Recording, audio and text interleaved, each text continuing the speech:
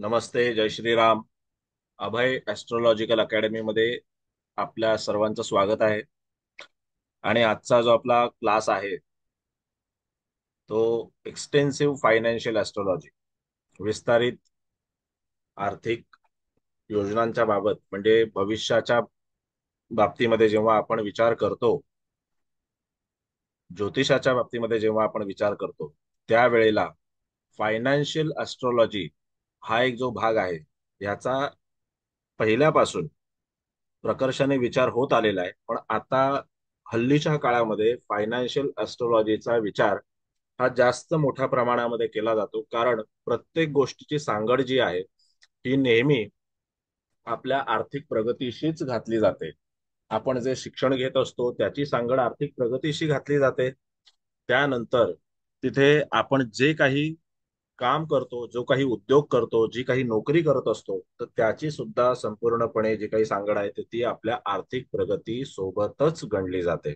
आणि त्याच्यानंतर जेव्हा आपण आपलं आर्थिक जीवन संपन्न करत असतो किंवा आपण आपलं आर्थिक जीवन जे आहे ते घडवत असतो, त्यावेळेला आपल्याला कोणत्या अडचणी येतात, आपल्याला कोणत्या मार्गाने जायचं असतं पण आपण भलत्याच मार्गाने जात असतो, आपलं आर्थिक नुकसान कोणत्या कारणांमुळे होऊ शकतो, आणि आपल्या कुंडलीनुसार, आपल्या स्वतःच्या कुंडलीनुसार या आर्थिक नुकसानांचं कारण काय आहे.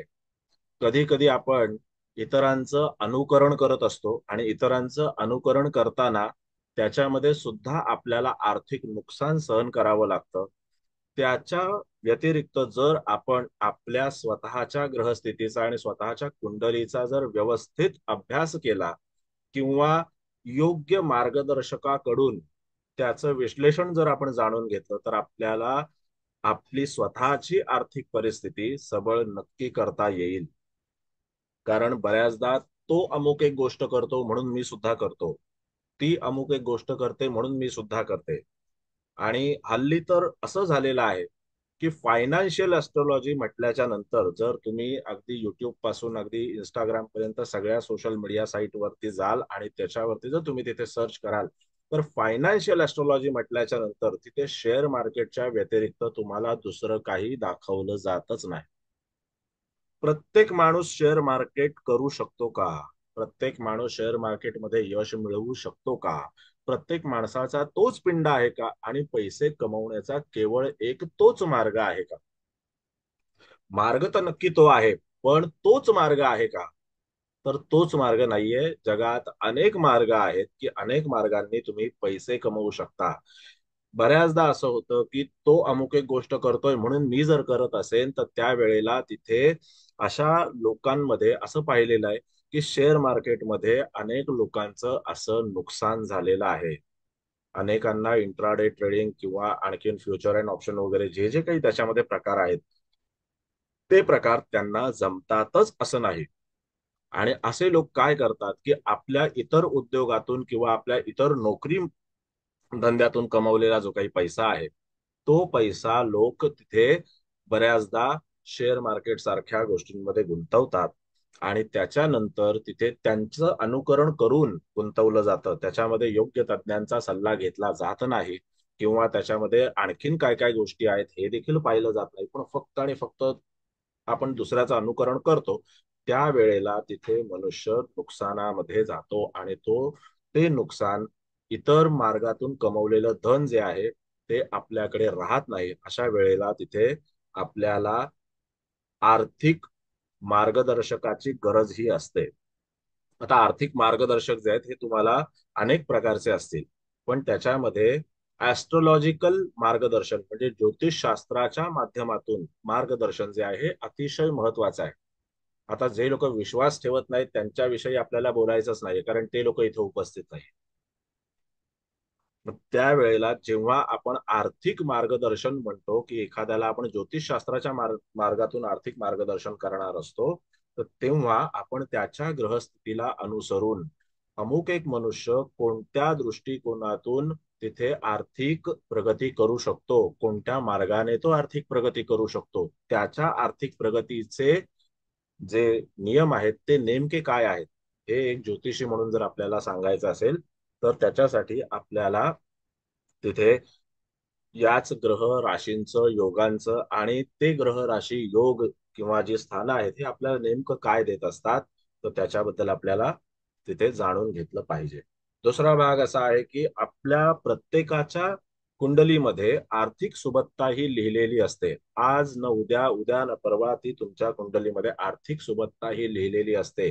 प्रत्येक मनुष्य आपल्या जीवनामध्ये कधी ना कधीतरी आर्थिक सुबत्तेचा काळ पाहतो, परंतु त्याच्याच कुंडलीमध्ये असे काही गुणधर्म असतात किंवा अशा काही गोष्टी असतात की ज्यांच्यामुळे हा मनुष्य तिथे परत आर्थिक डबघाईला पण येतो. मग असं का होतं? काही वेळेला लोक काय करतात की ज्या वेळेस तिथे आपण आर्थिक प्रगती करत असतो, आर्थिक आपली वाटचाल करत असतो, त्यावेळेला त्याला असं वाटतं की माझी आणखीन जास्त मोठ्या प्रमाणामध्ये आर्थिक प्रगती झाली पाहिजे. मग तो त्यामध्ये इतरांचं अनुकरण करायला सुरुवात करतो आणि कोणताही विचार न करता, कोणतीही त्याच्यामध्ये मार्गदर्शकाची तिथे वाट न पाहता तो सरळ आपल्या मनाने काही गोष्टी करत जातो. आणि कधी कधी असेही मार्गदर्शक असतात की त्याच्यामध्ये त्याला ज्या क्षेत्रातली माहिती असते त्या क्षेत्रातली तो तुम्हाला माहिती देतो आणि तिथे सांगतो की तू तिथे जा, कारण त्याचा तिथे फायदा झालेला असतो. परंतु याचा फायदा होईलच का, असं नाहीये. हे केवळ आणि केवळ तुमची कुंडलीच सांगू शकते. जसा शिक्षण घेताना प्रत्येक मनुष्य इंजिनियर होत नाही, प्रत्येक मनुष्य डॉक्टर होत नाही, प्रत्येक मनुष्य वकील होत नाही, प्रत्येक मुलाला शाळेत जरी चित्रकलेचा विषय असला तरी सुद्धा त्याला चित्र काढता येत नाही. म्हणजेच त्याच्यामध्ये प्रत्येक विषय प्रत्येकाला जमत नाही, हे तर आपल्याला मान्य आहे. आणि जर हे आपल्याला मान्य असेल तर आपल्याला हे सुद्धा मान्य करावं लागेल, ज्या वेळेला आपण आपली आर्थिक प्रगती करत असतो त्यावेळेला आपल्या आर्थिक प्रगतीचे आयाम हे प्रत्येकाचे वेगवेगळे आहेत. प्रत्येक जण वेगळ्या नियमाने आपली आर्थिक प्रगती करणार आहे आणि तो ती कधीपासून सुरू करणार आहे याच्यामध्ये मात्र तुम्हाला तिथे गोचर आणि ज्या इतर तुमच्या ग्रहांच्या स्थिती आहेत त्याच्यावरून आपल्याला तिथे सांगता येतं. आता काही वेळेला आपल्याला जेव्हा असं सांगितलं जातं की अमुक एक ग्रह जो आहे तोच केवळ अर्थव्यवस्थेचा कारक आहे, अमुक एक ग्रह जो आहे तो तुम्हाला आर्थिक संपन्नता कधीच देऊ शकणार नाही, अमुक एक ग्रह तुम्हाला गडा हुआ धन देईल. काय गडा हुआ धनच म्हणतात त्याला, कारण त्याच्यामध्ये बऱ्याचदा असं ऐकलेलं आहे, बऱ्याच लोकांनी असं आपल्या व्याख्यानांमध्ये सांगितलेलं आहे, बऱ्याच विद्वानांनी आपल्या पुस्तकात लिहून ठेवलेलं आहे की राहू तुम्हाला गडा हुआ धन देईल. बरोबर आहे. अष्टम स्थान तुम्हाला गडा हुआ धन देईल, पण तसं नसतं. आज तुम्ही कुठे खणायला जाणार आणि कुठे खोदायला जाणार? जर मुंबईमध्ये तुम्ही राहत असाल तर तुम्हाला माहिती असेल की तिथे मुंबई अख्खी खणली जाते. पावसाळ्याच्या आधी अख्खी मुंबई खणली जाते, पण अजूनपर्यंत काही महापालिकेला त्याच्यामध्ये कधीही गडा हुआ धन मिळालेलं नाही. पण त्यांना गडा हुआ धन जे आहे ते त्या रस्ता खणण्याच्या माध्यमातूनच मिळतं. कसं? जर त्या वेळेला तो जो सिव्हिल कॉन्ट्रॅक्टर आहे, जो सिव्हिल इंजिनियर आहे, त्याची एजन्सी ज्या वेळेला ते कॉन्ट्रॅक्ट घेते त्याच्यानंतर जेव्हा त्याला ते पैसे सरकारच्या माध्यमातून बीएमसीच्या माध्यमातून मिळतात, ते त्याचं धन आहे. मग अशा वेळेला तिथे आपल्याला पाहिलं पाहिजे की हे धन नेमकं कोणाच्या अखत्यारीत आहे. मग दरवेळेला तुम्हाला गुरुच धन मिळवून देईल का? दरवेळेला तुम्हाला शुक्रच धन मिळवून देईल का? आपल्याकडे शुक्राला बिनदिक्कतपणे फायनान्सचा ग्रह म्हटलं जातं, तर शुक्र फायनान्सचा ग्रह नाही. हा आज मी पहिल्या व्याख्यानामध्ये तुम्हाला पहिला नियम सांगून ठेवतो की शुक्र हा फायनान्सचा कारक नाही. शुक्राकडे फायनान्स येत नाही, आर्थिक व्यवस्था शुक्राकडे येत नाही. आर्थिक व्यवस्था जर तुम्हाला पाहिजे असेल तर त्यामध्ये तुम्हाला गुरुग्रहाकडेच गेलं पाहिजे. आणि आपल्या कुंडलीतला प्रत्येक ग्रह जो आहे, प्रत्येक ग्रह आपल्याला आर्थिक संपन्नता मिळवून देण्यासाठी कारणीभूत असतो. आणि जो ग्रह तुम्हाला आर्थिक संपन्नता मिळवून देतो तोच ग्रह तुमची आर्थिक संपन्नता कमी सुद्धा करू शकतो. असे सुद्धा अनेक कुंडलींमध्ये योग असतात. तेच आपल्याला ह्या कोर्समध्ये शिकायचे आहेत. आजचं जे काही प्रास्ताविक प्रास्ताविक व्याख्यान आहे, तर त्या प्रास्ताविक व्याख्यानामध्ये मी तुम्हाला जे जे काही आपण शिकणार आहोत आणि आपल्याला त्याच्यामध्ये काय काय आपल्या तिथे शिकायचं आहे, तुमचे जे काही प्रश्न असतील तर प्रत्येकाने व्यवस्थित तुम्ही ते प्रश्न लिहून आणा. तुम्ही ते प्रश्न तुमच्या मनात तयार कराल. व्याख्यान ऐकताना जर तुम्हाला त्या प्रश्नांचा तिथे उत्तर विचारायचं असेल, शंका निरसन पाहिजे असेल, तर तेव्हाही मी तुम्हाला विचारतो की तुम्ही काही प्रश्न असेल तर विचारा. तर तुम्ही ते प्रश्न विचारू शकता. त्यामध्ये तुम्हाला काहीही अडवणूक नाही. प्रश्न शेवटच्या 10 मिनिटात, प्रश्न शेवटच्या 15 मिनिटात असला प्रकार माझ्याकडे नाही. तुम्ही पहिल्या 10 मिनिटात जरी मला प्रश्न विचारला तरी सुद्धा तो प्रश्न पूर्णपणे निकालात येईपर्यंत मी दुसरं टॉपिक सुरू करत नाही. ही माझी सवय आहे. मग तिथे तुम्हाला जे काही व्याख्यानांचे सांगितले की बाबा 20 व्याख्यानं होतील, 22 व्याख्यानं होतील, जी काही होतील ती, पण त्या व्याख्यानांच्या मध्ये तिथे कधीही तुम्हाला असं होणार नाही की तिथे 20 व्याख्यानं झाले की आता त्याच्यानंतर तुम्हाला नाही शिकवणार, असं काही नाही. त्याच्यामध्ये पुढची कितीही व्याख्यानं वाढली तरी त्याच्यामध्ये मी कधीही पर्वा करत नाही आणि तुम्हीही करू नका. मला चांगलं शिकवायचं आहे आणि तुम्हाला चांगलं शिकायचं आहे या तत्वावरती इथं येत जा. आणि आपला विषय हा फायनान्शियल ॲस्ट्रॉलॉजीचा असल्या कारणाने जे काही तुमचे प्रश्न असतील तर ते केवळ आणि केवळ फायनान्शियल ॲस्ट्रॉलॉजीच्या माध्यमातलेच असावेत. कुणाच्या विवाहाचा प्रश्न नसावा, कुणाच्या संततीचा प्रश्न नसावा, कुणाच्या आरोग्याचा प्रश्न नसावा. ओघाओघाने येणारा एखादा जो टॉपिक आहे तर त्याच्यावरती आपली चर्चा बिनदिक्कत होईल. त्यात काहीही दुमत नाही. पण हेतुपुरस्सर आपल्याला आलेली एखादी पत्रिका इथे सोडवण्यासाठी इथे काही वेळ वाया घालवू नका. आपण फायनान्शियल ॲस्ट्रॉलॉजी शिकण्याकरता इथे उपस्थित झालेलो आहोत. हं? तर त्या अनुषंगाने तुम्हाला पुढे जायचं आहे. आता आपल्याला हे पाहायचं आहे की ज्या वेळेला आपण फायनान्शियल ॲस्ट्रॉलॉजीचा अभ्यास करणार आहोत तर तिथे मगाशी जसं मी तुम्हाला सांगितलं की फायनान्शियल ॲस्ट्रॉलॉजी मध्ये तुम्हाला शेअर मार्केट हा जो प्रकार आहे तर हा प्रकार हल्ली अतिशय मोठ्या प्रमाणामध्ये हाताळला जातो. खूप मोठ्या प्रमाणामध्ये त्याच्यावरती चर्चा केली जाते आणि केवळ त्यालाच एकमेव असं समजलं जातं की ह्याच प्रकारातून आपण आर्थिक संपन्न होणार आहोत. तर तसं नाहीये. प्रत्येक ग्रह तुम्हाला कमवून देत असतो. जसं उदाहरणार्थ जर आपण विचार केला तर तुम्हाला असं वाटतं का की कुठला आपला एखादा ग्रह आहे, आपल्या कुंडलीतला असा एक ग्रह आहे की तो कधीही पैसे कमवून देत नाही किंवा जर पैसे कमवून द्यायचे असतील तर त्याच्यामध्ये प्रचंड मोठ्या प्रमाणामध्ये अडथळे आणतो. तर तुम्हाला असा एखादा ग्रह वाटतो का? मी तुम्हाला प्रश्न विचारतो. तुम्हाला कोणाला सांगायचं असेल उत्तर देऊ शकता तुम्ही. असा तुम्हाला एखादा ग्रह वाटतो का? बोला पटकन. हॅलो, आवाज येतोय का? हॅलो. हो सर, आवाज येतोय. आवाज हा. येतोय सर. हा. सर असं म्हणजे नक्की नाहीये, आत्ता तर हा. शिकतोय आम्ही. पण असं वाटतं की शनी ग्रह पण पैसे देतो, राजयोग देतो असं म्हणतात. परंतु तो थोडासा विलंबाने देतो किंवा हळूहळू देतो. एकदम झटपट पैसा देत नाही. हा. हे बरोबर आहे का? अगदी खरं आहे. शनी सारखा ग्रह हा राजयोग देतो. राजयोग म्हणजे काय? की राजयोग म्हणजे पहिला आपण ह्या शब्दाची फोड करू.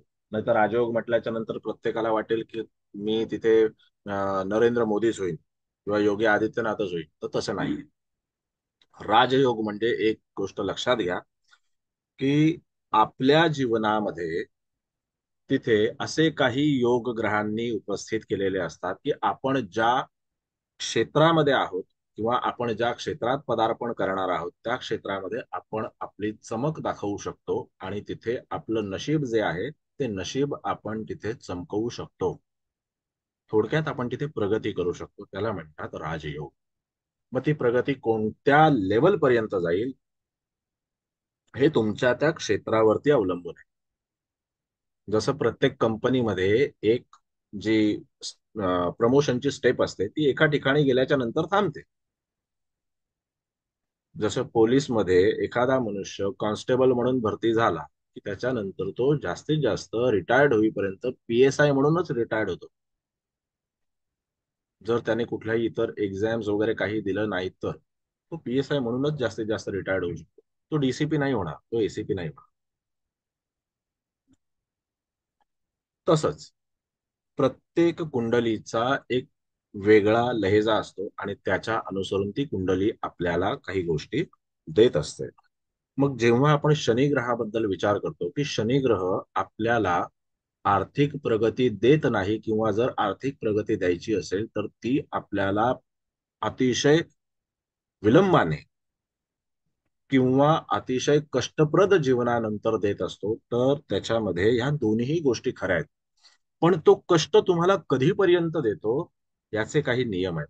ज्या वेळेला शनी ग्रहाला तुम्ही पूर्णपणे अनुभव सिद्ध झालेला आहात, तुम्ही विचाराने पोक्त झालेला आहात असं वाटतं आणि तुम्ही तुमच्या जीवनातला पुरेसा अनुभव घेतलेला आहे पुढे जाण्याकरता, ज्या ठिकाणी तुम्ही जाऊन बसणार आहात, जिथून तुम्ही पैसे कमावणार आहात किंवा जिथून तुमची प्रगती होणार आहे, त्या खुर्चीचा भार सहन करण्या इतकं तुमच्यामध्ये क्षमता आलेली आहे. खरं तर खुर्चीवर आपण बसत असतो आणि खुर्ची आपला भार सहन करत असते.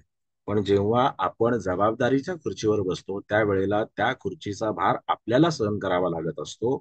म्हणूनच मी हा शब्द वापरला की त्या खुर्चीचा भार आपल्याला जर तिथे सहन करावा लागतो किंवा तो जर करण्याची क्षमता आपल्यामध्ये येते, त्याच वेळेला शनी महाराज तुम्हाला काही गोष्टी प्रदान करतात, काही गोष्टी देतात. अन्यथा शनी महाराज माणसाला तिथपर्यंत घेऊन जात आहेत. अल्लडपणा असणाऱ्या माणसाला शनी महाराज जबाबदारी देत नाहीत.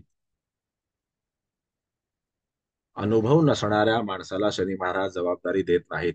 आणि ज्याला अनुभव नाहीये त्याला तिथे कामकाजामध्ये गुंतवून किंवा त्याला कामकाज पूर्णपणे शिकवण्याच्या दृष्टिकोनातून तिथे तयार करून मगच शनी महाराज एखाद्या जातकाला तिथे काही गोष्टी देत असतात. जसं आता मी मगाशी उदाहरण दिलं की मुंबई महानगरपालिका तिथे पावसाळ्यामध्ये पावसाळ्याच्या आधी अनेक रस्त्यांची कामं चाललेली असतात. थंडीपासून तिथे अनेक रस्त्यांची नोव्हेंबर डिसेंबर पासून रस्त्यांची प्रचंड कामं चाललेली असतात. ते खणलेलं असतं, तिथं खणलेलं असतं, ते पाईपलाईनचं काम, तिथे इलेक्ट्रिसिटीचं काम, असं सगळं काही चालू असतं त्याच्यामध्ये. मग जेव्हा ह्या सगळ्या गोष्टी चालू असतात तर त्यावेळेला तिथे हे जमीन खणण्याचं जे काही काम आहे, हे जे काही कॉन्ट्रॅक्ट आहे, हे त्याच व्यक्तीला मिळतं ज्याच्या कुंडलीमध्ये शनी प्रबळ आहे आणि तो शनीच्या माध्यमातूनच धन कमवतो. आता तिथे शनीचा संबंध बघा कसा कसा लागतो. शनी हा सिव्हिल कॉन्ट्रॅक्टचा, सिव्हिल वर्कचा कारक ग्रह आहे. आणि त्यानंतर ज्या वेळेला शनी सारखा ग्रह हा सरकारशी संबंधित तिथे कामकाज करतो किंवा सरकारी क्षेत्राशी संबंधित कामकाज करतो, जे जे लोक सरकारी क्षेत्राशी संबंधित कामकाज करतात, सरकारी नोकरीमध्ये आहेत किंवा सरकारच्या सोबत व्यावसायिक गोष्टी करत असतात, तर तिथे त्यांचा पूर्णपणे संबंध जो आहे हा तुम्हाला शनी ग्रहाशी दिसतो. म्हणजे त्यांना मिळवून देणारा ग्रह जो आहे तो शनी आहे. मग तिथे शनीला म्हणजे मुख्य ग्रह कोण झाला तिथे त्यांना काही मिळवून देणारा तो शनी झाला. मग तिथे शनीला सपोर्ट करण्यासाठी आणि शनीचं काम पुढे नेण्यासाठी तिथे इतर ग्रहांचा देखील अंतर्भाव होतो आणि त्या ग्रहांच्या माध्यमातून तुम्हाला तिथे आर्थिक संपन्नता किंवा आर्थिक मार्ग जो आहे तो तिथे सुरू होत असतो. असं आहे. म्हणून आपल्या कुंडलीमध्ये कुठलाही ग्रह जो आहे तो आपल्याला आर्थिक गोष्टी देत नाही किंवा आर्थिक संपन्नता देत नाही असं तुम्हाला जाणलं पाहिजे. लक्षात घ्या. ओके. असं नाही की राहू धन देत नाही, केतू धन देत नाही, असं नाहीये. आपल्याला धन देणारा जो काही ग्रह आहे तो प्रत्येक ग्रह आहे. आता आपल्याकडे अशी सुद्धा एक तिथे व्यवस्था आहे आणि त्या प्रत्येक नोट्समध्ये म्हणा किंवा त्या प्रत्येक पुस्तकामध्ये म्हणा तुम्हाला तिथे असं सांगितलं जातं, गुरु चंद्राची युती म्हणजे गजकेशी योग आहे. हे तर सगळ्यांना मान्य आहे. गुरु चंद्र युती म्हणजे गजकेशी योग आहे. पण मी माझ्या प्रॅक्टिसमध्ये अनेक लोकांच्या अशा पत्रिका पाहिल्या, कदाचित तुम्ही सुद्धा पाहिल्या असतील, की अशा लोकांना कायमस्वरूपीचे आर्थिक प्रॉब्लेम जे आहेत ते तयार झालेले आहेत. कायमस्वरूपीचे आर्थिक प्रॉब्लेम तयार झालेत. पण ते का तयार झालेत? ते लोक जेव्हा ज्योतिषाकडे जातात तेव्हा ज्योतिषी त्यांना सांगतो की तुमच्या पत्रिकेमध्ये गजकेशी योग आहे, तुम्हाला हे मिळणार. पण तो माणूस म्हणतो की घास हातातोंडाशी येतो पण तो माझ्याकडे कधी येत नाही. आणि जरी पैसे मिळाले तर ते कोणत्या मार्गाने निघून जातात हे देखील कळत नाही. मग अशा गोष्टींच्या मागे अशी कोणती ग्रहस्थिती असते, अशी कोणती ग्रहस्थिती असते की ज्याच्यामुळे अशी परिस्थिती निर्माण होते? मग तिथे आपल्याला नेमकं काय पाहिलं पाहिजे? मग आपल्याला ह्या सगळ्या गोष्टींचा अभ्यास करताना तिथे सगळ्यात पहिल्यांदा आपल्याला 12 घरं जी आहेत, ही 12 घरं आपल्याला नजरेखालून घालणं आणि त्यांचा व्यवस्थित अभ्यास करणं गरजेचं आहे. त्यानंतर 9 ग्रह आहेत आणि 12 राशी आहेत. त्यांचा सुद्धा आपल्याला व्यवस्थित अभ्यास करणं गरजेचं आहे. आता तिथे काही वेळेला असंही म्हटलं जातं, की आपल्या पत्रिकेमध्ये अर्थ त्रिकोण, धर्म त्रिकोण, मोक्ष त्रिकोण, काम त्रिकोण ह्या ज्या काही गोष्टी आहेत तर त्यांचा सुद्धा तिथे विचार केला जातो. म्हणजे जर समजा एखाद्या मनुष्याला जर तिथे एखाद्या ज्योतिषाला जर प्रश्न विचारला, की तुमच्या माझ्या पत्रिकेमध्ये किंवा अमुक एकाच्या पत्रिकेमध्ये इथे धनाची स्थिती भविष्यामध्ये काय असेल, आर्थिक स्थिती जी आहे ती भविष्यामध्ये काय असेल, तर तो काय काय पाहतो? तर तो त्याच्यामध्ये फक्त त्याच्यामध्ये धनस्थान पाहतो, लाभस्थान पाहतो, याच्या पलीकडे कोणतं स्थान पाहतो? आणि षष्ठ स्थान पाहतो. बरोबर आहे? हॅलो, माझा आवाज येतोय का? हो सर, हो बरोबर आहे. 2 6 10 बरोबर आहे. बघतात ना. 2 हा, 6. बरोबर आहे. 2 6 आणि 2 6 आणि काय? 10. हा, 2 6 10. आणि त्याच्यानंतर तिथे एक जे स्थान आहे म्हणजे लाभस्थान, त्या लाभस्थानाचा पण विचार केला जातो. आता लाभस्थानाचा विचार करणारी एक विशेष पद्धती आहे, ज्याला आपण केपी म्हणतो. तर इथे आपण कधीही केपी ह्या गोष्टीचा विचार करणार नाही आहोत. केपीचे जे जे काही तिथे नियम आहेत किंवा गुणधर्म आहेत त्यांचा आपण कधीही विचार करणार नाही. आपण प्युअर, शुद्ध पारंपरिक वैदिक ज्योतिष शिकणार आहोत. कारण जी गोष्ट अस्तित्वात नाही त्या गोष्टीचा विचार आपण ज्योतिषशास्त्रामध्ये कधीच करणार नाही. एखादं अजम्पशन जे आहे त्या अजम्पशनचा आपण विचार कधीच करणार नाही. एखादी गोष्ट गृहीत धरून आपण असं म्हणणार नाही की नाही नाही ते तिथे आहे म्हणून आपण त्याचा असा असा विचार करू, तर नाही. आपण शुद्ध वैदिक पारंपरिक ज्योतिष शिकणार आहोत आणि तुम्हाला हे ज्योतिष शिकणं ह्या इतर पद्धतींपेक्षा अतिशय सोयीस्कर आणि सोपं जाईल, ही माझी गॅरंटी आहे. कारण हे शास्त्र काही माझं नाही, हे भगवान शिवाचंच आहे, हे परमेश्वराचं आहे. त्याने आपल्याला अनेक गोष्टी सोप्या करून ठेवलेल्या आहेत. फक्त त्याने जी आपल्याला बुद्धी दिलेली आहे त्या बुद्धीने विचार करणं आणि त्या बुद्धीने तर्क करणं एवढंच अपेक्षित आहे. ओके. तर जसं आपण म्हणतो की 2 6 आणि 10 या स्थानांना आणि त्याच्यानंतर एक 11वं जे स्थान आहे तर त्या स्थानाच्या बाबतीमध्ये आपण त्याला म्हणतो की अर्थ त्रिकोण आहे. तर 2 नंबर स्थान एखाद्याचं म्हणजे धनस्थान जे आहे हे जर एखाद्याचं बिघडलेलं असेल तर त्या जातकाला तिथे खरोखर धन मिळेल का? आणि ते दुसरं स्थान किंवा ते जे धनस्थान आहे ते कोणत्या कोणत्या ग्रहांमुळे बिघडतं, कोणत्या राशींमुळे बिघडतं, तर याचा काही आपण विचार कधी केलेला आहे का? किंवा जर आपण षष्ठ स्थानाच्या बाबतीत म्हटलं तर षष्ठ स्थानाचा जो विचार आहे तो आपण केवळ आणि केवळ जर तिथे आर्थिक बाबतीसाठी किंवा अर्थ त्रिकोण म्हणून आपण त्याचा विचार केला तर तो तेवढ्याच पुरता मर्यादित आहे का? दशम स्थानाचा विचार जर आपण त्या आर्थिक बाबतींमध्येच केला तर तो तेवढ्या पुरताच मर्यादित आहे का? कधी कधी एखाद्या माणसाचं धनस्थानही बिघडलेलं असतं, दशम स्थानही तुम्हाला तिथे तेवढं पॉवरफुल दिसत नाही आणि त्यानंतर षष्ठ स्थानही तुम्हाला तितकं पॉवरफुल दिसत नाही. परंतु तरी सुद्धा त्या जातकाच्या जीवनामध्ये आर्थिक संपन्नता असते. त्याच्याकडे रोजची आवक देखील असते आणि त्याच्याकडे आर्थिक साठा जो आहे तो सुद्धा मुबलक असतो. म्हणजे त्याचा बँक बॅलन्स पण मुबलक असतो आणि त्याच्याकडे रोजचं येणारं जे इन्कम आहे तर त्याच्यामध्ये सुद्धा तुम्हाला अशी काही फार कमतरता दिसत नाही. त्याचं सगळं व्यवस्थित चाललेलं असतं. मग अशा वेळेला तिथे आपण जर विचार केला तर त्याच्यामध्ये इतर अशी कोणती स्थानं आहेत की जे तुम्हाला आर्थिक संपन्नता मिळवून देण्यासाठी तिथे सहाय्यकारी ठरतात. हं? तर त्याचा सुद्धा आपल्याला याच्यामध्ये विचार करायचा आहे. तुम्हाला आणखीन याच्यामध्ये काही जर एखादी शंका विचारायची असेल तर तुम्ही ती विचारू शकता. कोणालाही काही शंका विचारायची असेल तुमच्या मनामध्ये फायनान्शियल ऍस्ट्रॉलॉजीच्या बद्दल त्याच्यामध्ये काही जर शंका असतील किंवा काही प्रश्न असतील तर ते तुम्ही नक्की विचारू शकता. कोणीही विचारू शकता. कुलकर्णी साहेब, नंगरे साहेब, कोणी काही विचारू शकता. तर येस, बोला साहेब. सर, आता तुम्ही म्हणाले आर्थिक म्हणजे धनस्थानातून आपण पाहतो आणि धनस्थान बिघडलेले असेल, तर हा आता नेमकी कुठच्या ग्रहांनी बिघडलेलं असू शकतं? माझ्या पाहण्यात ज्या पत्रिका लिमिटेड आल्या त्याच्यात तिथे राहू असेल अशा माणसाला आर्थिक धनहानी बरीच झालेली दिसली आणि मंगळ. हा, बर. मग कुठच्याही राशीचा असू दे तो. अगदी अगदी.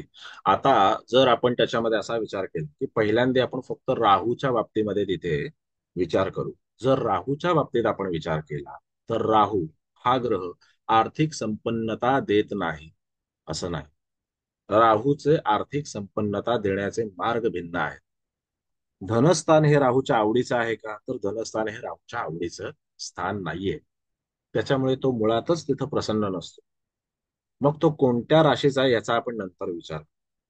परंतु जर तिथे आपण असा विचार केला की राहू सारखा ग्रह जर धनस्थानामध्ये असेल आणि त्यानंतर व्यक्ती जो आहे तो त्याच्यामध्ये आपल्याच कुटुंबामध्ये तिथे धनासाठी प्रतीक्षेत असेल किंवा त्याच्या कुटुंबामध्ये जे काही धन आहे तेच मिळवण्याच्या आणि मिळण्याच्या बाबतीमध्ये तो साशंक असेल तर त्याच्यामध्ये अशी शक्यता दाट असते की धनात राहू असलेला व्यक्ती त्याच्यामध्ये आपलं वडिलोपार्जित किंवा कौटुंबिक जे धन आहे ते कौटुंबिक धन त्याला न मिळता बऱ्याचदा त्याची त्याच्यामध्ये फसवणूक केली जाते. आणि राहू असाही ग्रह आहे की त्याच्यामध्ये इतरांचं धन हडप करून आपल्याच कुटुंबियांचं धन हडप करून मी काहीही केलं नाही किंवा मला काहीही मिळालं नाही, माझे हात रिकामे आहेत अशा पद्धतीने तो दाखवतो किंवा माझे हात स्वच्छ आहेत अशा पद्धतीने तो तिथे दाखवत असतो. आता जसं तुम्ही म्हणालात की त्याच्यामध्ये मंगळाची सुद्धा भूमिका आहे. तर मंगळ ज्या वेळेला राहूच्या सोबत अशी भूमिका घेतो त्यावेळेला मात्र तिथे मंगळ हा धनस्थानामध्ये कधीही सुटेबल असणारा ग्रह. मंगळाला धनस्थानच मुळात आवडत नाही. आणि असा मनुष्य जो आहे तो आपली प्रगती म्हणा किंवा आपली संपन्नता म्हणा किंवा आपलं सुख शांती आणि समृद्धी जी आहे ही पूर्णपणे आपल्या केवळ वागणुकीमुळे आपल्या बोलण्यामुळे तो तिथे खतम करून टाकतो, तो तिथे संपुष्टात आणून टाकतो. अशी स्थिती तिथे तयार होते. म्हणजे मंगळ जो आहे हा धनाचा नाश करणारा ग्रह म्हणून तुम्हाला तिथे धनस्थानामध्ये पाहिला. मंगळ जर धनस्थानाला पाहत असेल, मंगळ जर धनस्थानामध्ये असेल तरी सुद्धा तिथे मंगळ हा तिथे जातकाच्या जीवनामध्ये धनाचा नाश करण्याची भूमिका घेतो. त्याने मिळवलेलं धन त्याला अति प्रमाणात मोठेपणासाठी खर्च करण्याची बुद्धी त्याला देतो. मंगळ दुसऱ्याचं धन हिसकावून घेण्याची सुद्धा बुद्धी देतो. आणि ते दुसऱ्याचं धन हिसकावून घेणं म्हणजे साधारणपणे जर तुम्ही एखाद्याच्या पत्रिकेमध्ये दशम स्थानामध्ये, लग्न स्थानामध्ये, धनस्थानामध्ये, लाभस्थानामध्ये, षष्ठ स्थानामध्ये, सप्तम स्थानामध्ये जर तुम्ही त्याच्यामध्ये वृषभ राशीचा मंगळ पाहिला, वृषभ राशीचा मंगळ, तर अशा वेळेला एखाद्या व्यक्तीला त्याच्यामध्ये तिथे सट्टा करण्याची इच्छा तयार होईल किंवा आपल्याला इन्स्टंट मनी जो आहे तो इन्स्टंट मनी मिळाला पाहिजे अशा पद्धतीने तिथे कामकाज करण्याची इच्छा तयार होणं, हा प्रकार त्याच्यामध्ये तयार होतो.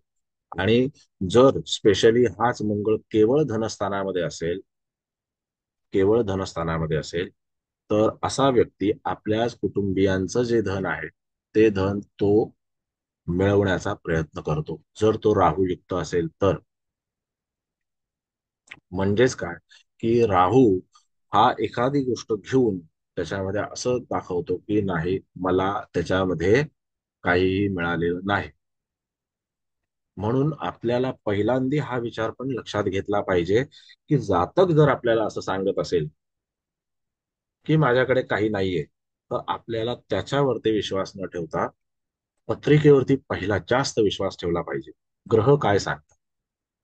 कधी कधी जातक आपल्याला तेच सांगत असतो जे त्याला सांगायचं असतं, आणि ग्रह आपल्याला ते सांगतात जे ऍक्च्युअल मध्ये तिथे घडलेलं असतं, घडणार असतं आणि घडत असतं. हे त्याच्यामध्ये आपल्याला ग्रह सांगत असतात. तर धनस्थानामध्ये, एक मिनिट हा मॅडम, एक मिनिट.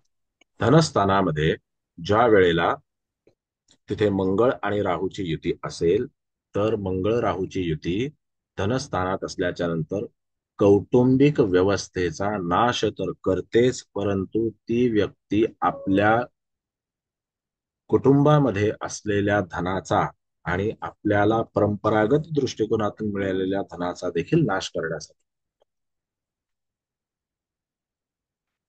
एक व्यक्ती, एक मनुष्य, एक व्यक्ती, मी पत्रिका जी पाहिली त्याच्यामध्ये दशमातला मंगळ, दशमातला मंगळ वृषभ राशीमध्ये, रवी मंगळाची युती, अशा व्यक्तीने त्याच्यामध्ये जे काही धन आहे, ज्या काही गोष्टी आहेत, त्या आपल्या कुटुंबियांच्या पूर्णपणे हडप केल्या. आणि त्याच्यानंतर तिथे आपण असं काहीही केलेलं नाही असा आव आणून आपण इतरांना अनेक गोष्टी दिलेल्या आहेत असं त्याच्यामध्ये त्यांनी दाखवण्याचा प्रयत्न केला.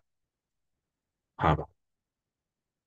म्हणजेच काय होतं, की बऱ्याचदा जेव्हा आपण पत्रिका पाहतो त्यावेळेला तिथे धनस्थान हे धन देणारं आहे का, हे तुम्हाला त्याच्यामध्ये धन राखून ठेवणारं आहे, हे पाहणं पहिलं गरजेचं आहे. समजा एखाद्या जातकाच्या पत्रिकेमध्ये धनस्थानामध्ये जर तिथे गुरु सारखा ग्रह असेल आणि तोही चंद्राच्या सोबत असेल, असं आपण समजायला काय हरकत. धनस्थानामध्ये आहे आणि त्यानंतर तो चंद्राच्या सोबत जर असेल, तर तिथे लक्षात घ्या की अशा जातकाला जन्माला आल्याच्या नंतर लगेचच सोर्स ऑफ इन्कम सुरू होतील का, तर नाही. पण हे मात्र निश्चित आहे की त्याच्या मागची पिढी त्याच्यासाठी बरंच काही ठेवून जाईल. त्याच्या मागची पिढी जी आहे ती त्याच्यासाठी बरंच काही ठेवून जाईल. ज्याच्या धनस्थानावरती गुरुची दृष्टी आहे, ज्याच्या धनस्थानामध्ये गुरु आहे, अशा जातकांना याचा अनुभव नक्की येणार. आज न उद्याला, उद्या न परवाला ती गोष्ट त्याला प्राप्त होणार हे निश्चित आहे. साधारणपणे 2017 साली जन्म झालेल्या एका जातकाच्या पत्रिकेमध्ये असा योग आहे की त्याच्या पणजोबांनी, म्हणजे परंपरागत जमीन, कमीत कमी 150 ते 200 एकरची जमीन आहे परंपरागत. आज त्याचं वय किती असेल त्या जातकाचं? 7-8 वर्ष. आणि त्याच्यानंतर त्याच्याच आजोबांनी, त्याच्याच वडिलांनी मुंबईमध्ये घर घेऊन ठेवलेले आहेत, ती सुद्धा आहे. त्याच्यानंतर आणखीन त्यांना तिथे प्रॉपर्टी जी आहे ती सुद्धा घ्यायची आहे. मग आता हे योग जे आहेत, आता मेहनत कोणी केली? पहिल्या पिढीने त्यांच्या केली, आधीच्या पिढीने मेहनत केली, ते काही जमिनी घेऊन ठेवल्या. दुसऱ्या पिढीने मेहनत केली, आणखीन काही जमिनी घेऊन ठेवल्या. त्याच्या आजोबांनी मेहनत केली, मुंबईमध्ये जमिनी घेऊन ठेवल्या. वडिलांनी मेहनत केली, काही मुंबईमध्ये घेऊन ठेवलं. त्यानंतर त्याचं कर्तृत्व, त्या लहान बाळाचं कर्तृत्व काही आहे का? त्या लहान बाळाचं कर्तृत्व काही नाहीये, पण त्याचं नशीब आहे. तो धनामध्ये गुरु ग्रह घेऊन जन्माला आलेला आहे. म्हणजेच काय, की त्याला कधी ना कधीतरी जीवनामध्ये ह्या धनाचा आस्वाद मिळणार आहे हे निश्चित. या धनाचा आस्वाद मिळणार निश्चित. म्हणूनच त्याच्यामध्ये आपल्या धनामध्ये कोणता ग्रह आहे याच्या वरून जेव्हा आपल्याला आर्थिक स्थिती पाहायची असते, त्यावेळेला आपण वडिलोपार्जित किंवा आपली कौटुंबिक व्यवस्था काय आर्थिक स्थिती दर्शवते ह्याचा आपल्याला अभ्यास केला पाहिजे. मग जेव्हा आपण म्हणतो की मग मी स्वतः काय कमवणार आहे, मला स्वतःला काय मिळणार आहे, मग त्यासाठी आपण काय करतो, म्हणतो आपण षष्ठस्थान बघू. तर नाही, षष्ठस्थान नाही. षष्ठस्थान तुम्हाला कमवून देणारं नाहीये. षष्ठस्थान हे तुम्हाला कमवून देणार नाहीये, तर तिथे तुम्हाला फक्त लाभस्थानाचा विचार केला. आपल्याला धनस्थान, षष्ठस्थान आणि दशमस्थान असा जो अर्थ त्रिकोण सांगितला जातो, या अर्थ त्रिकोणामध्ये धनस्थान हे तुमचं वडिलोपार्जित धन दर्शवतं, की तुम्ही काय घेऊन आलेला आहात, जमापुंजी. षष्ठस्थान तुम्हाला हे दर्शवतं, षष्ठस्थान तुम्हाला हे दर्शवतं की तुम्ही नोकरी काय कराल आणि त्या नोकरीतून तुम्ही काय अर्जित करणार आहात. बरोबर आहे. एखाद्याला नोकरीमध्ये खूप कमी पगार असतो आणि एखाद्याला नोकरीमध्ये इतका चांगला पगार असतो की त्याला बाकीचं काही करण्याची गरज नसते. पण तेच षष्ठस्थान तुम्हाला इतर अनेकही गोष्टी दर्शवतं. शत्रुत्व दर्शवतं, आजारपण दर्शवतं, नाही का. कर्ज सुद्धा तेच स्थान दर्शवतं. आता कर्ज, शत्रुत्व आणि आजारपण राहिलं बाजूला, कर्ज हा देखील एक आर्थिक व्यवस्थेतला भाग आहे. बरोबर आहे. मग तिथे जर समजा ह्या स्थानाचा आपण विचार केला, तर त्या स्थानामधून आपल्याला काय पाहिलं पाहिजे, तर आपल्याला होणाऱ्या कर्जाच्या भूमिका, आपण इतरांकडून घेतलेली आर्थिक मदत आणि इतरांना केलेली आर्थिक मदत ही आपल्याला षष्ठ स्थानावरून पाहिलं पाहिजे. म्हणूनच आपल्याला तिथे जर समजा असा विचार आला आपल्या मनामध्ये की षष्ठ स्थानाचा विचार का करावा, तर षष्ठ स्थानाचा विचार याच कारणाकरता. त्यानंतर तिथे दशमस्थान आहे. त्यानंतर पुढे ते जाऊन तिथे दशमस्थान आहे आणि ते दशमस्थान जे आहे, ते दशमस्थान तुमचा उद्योग दर्शवतो. मनुष्य जे धन कमवतो ते उद्योगाने, वडिलोपार्जित गोष्टींतून आणि त्याच्यानंतर आपल्या नशिबाने ते कमवत असतो. मग त्यामुळे तिथे जे तुमचं कर्मस्थान आहे, मुख्य कर्मस्थान दशमस्थान, या दशमस्थानाच्या बाबतीमध्ये जेव्हा आपण विचार करतो, तर इथून आपल्याला बरचसं पिक्चर क्लिअर होतं की मनुष्य तिथे कशा प्रकारे धन कमवणार आहे. तो नोकरीतून धन कमवणार आहे, तो व्यवसायातून धन कमवणार आहे. जर नोकरी करणार आहे तर तो उच्च पदस्थ नोकरी करणार आहे का, की तिथे निम्न स्तरावरतीच नोकरी करणार. हा भाग आपल्याला तिथे दशम स्थानावरून लक्षात घेतला पाहिजे. आता त्यानंतर आणखीनही इतर स्थानं पाहिली जातात, पण त्यानंतर ह्या अर्थ त्रिकोणानंतर आणखीन अशी दोन स्थानं आहेत की ज्या दोन स्थानांमध्ये जर आपण विचार केलाच, तर त्याच्यामध्ये एखाद्या जातकाची आर्थिक संपन्नता आणि भविष्यात होणारी आर्थिक व्यवस्था आपल्याला सहजरीतीने कळू शकते. बोला कुंडाजी मॅडम, तुम्ही काही विचारत होतात, बोला. चा प्रश्न घेऊ आणि नंतर पुढे. हा सर, मी हे विचारत होते की चलित कुंडली इथे लक्षात घ्यावी की काय, म्हणजे मंगळ जर चलित कुंडलीतून धनस्थानात जात असेल तर हा विचार करावा की नाही. बर मॅडम, असं आहे की हा जेव्हा आपण चलित कुंडली मांडतो, हा त्या नियमांनी चलित कुंडली मांडली जाते. हल्ली तर सॉफ्टवेअरमध्ये चलित कुंडली तुम्हाला सहज मिळते, बरोबर आहे. हो हो तर त्या कुंडलीमध्ये तिथे बऱ्याचदा ग्रह जो आहे हा आणि राशी जी आहे, हम्म बरोबर आहे, हम्म यांच्यामध्ये काय गोंधळ केला जातो ते लक्षात घ्या. म्हणजे तुम्हाला चलित कुंडलीची व्यवहार्यता लक्षात येईल की हा खरोखर ही चलित कुंडली आपल्याला आवश्यक आहे का पाहणं, हे हा लक्षात. हम्म जेव्हा आपण असा विचार करतो तेव्हा मला तुम्ही सांगा की ग्रह चलितात जातो की राशी हम्म चलित, हम्म काय कोण चलितात जातो? ग्रह चलितात ग्रह जातो. ग्रह ग्रह जातो, ग्रह बरोबर जातो. आहे. हा. आणि जेव्हा आपण चलित कुंडली ऍक्च्युअल मध्ये पाहतो तर त्यावेळेला हम्म तिथे राशींचाच हेरफेर झालेला असतो. इकडची राशी तिकडची राशी तिकडे झालेली असते की नाही? हम्म. हो हो. मग राशी कशी चलितात जाईल?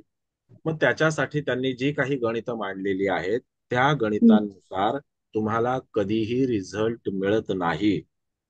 हम्म. तुमचं लग्न अगदी तिथे 1 डिग्रीला असो का तुमचं लग्न 29 डिग्रीच्या पुढे असो, ते एक हा डिग्रीच्या आतमधलं लग्न असो का 29 हा डिग्रीच्या पुढचं लग्न असो, हम्म पण तो जो अंश आहे, हा ती जी डिग्री आहे, हा डिग्री तुम्हाला काय दर्शवते हेच आपण कधी समजून घेत नाही. आपण फक्त त्या अंकाकडे बघत असतो. हा जो अंक आहे हम्म ते तिथे 1 डिग्रीला लग्न आहे का आणखी 29 डिग्रीला लग्न आहे का 15 डिग्रीला लग्न आहे, 16 डिग्रीला लग्न आहे, आपण तेवढंच तो अंक पाहतो. पण त्याची मूळ जी स्थिती आहे ना ती आपण कधीच लक्षात घेत नाही. ती स्थिती ओके. थोडी लक्षात घेणं गरजेचं आहे. हम्म.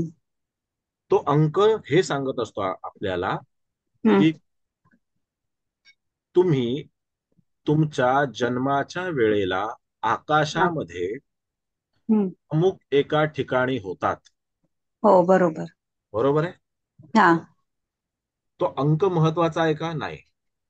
हम्म तुम्ही तुमच्या जन्माच्या वेळेला अमुक एका ठिकाणी होतात. जसं आपण तिथे असं समजलो की एखादी व्यक्ती वृश्चिक लग्नाची असेल हा आणि त्याचं जे लग्न आहे ते एक हा अंशाचं आहे, म्हणजे तो हा विशाखा नक्षत्राच्या 4थ्या चरणामध्ये असेल.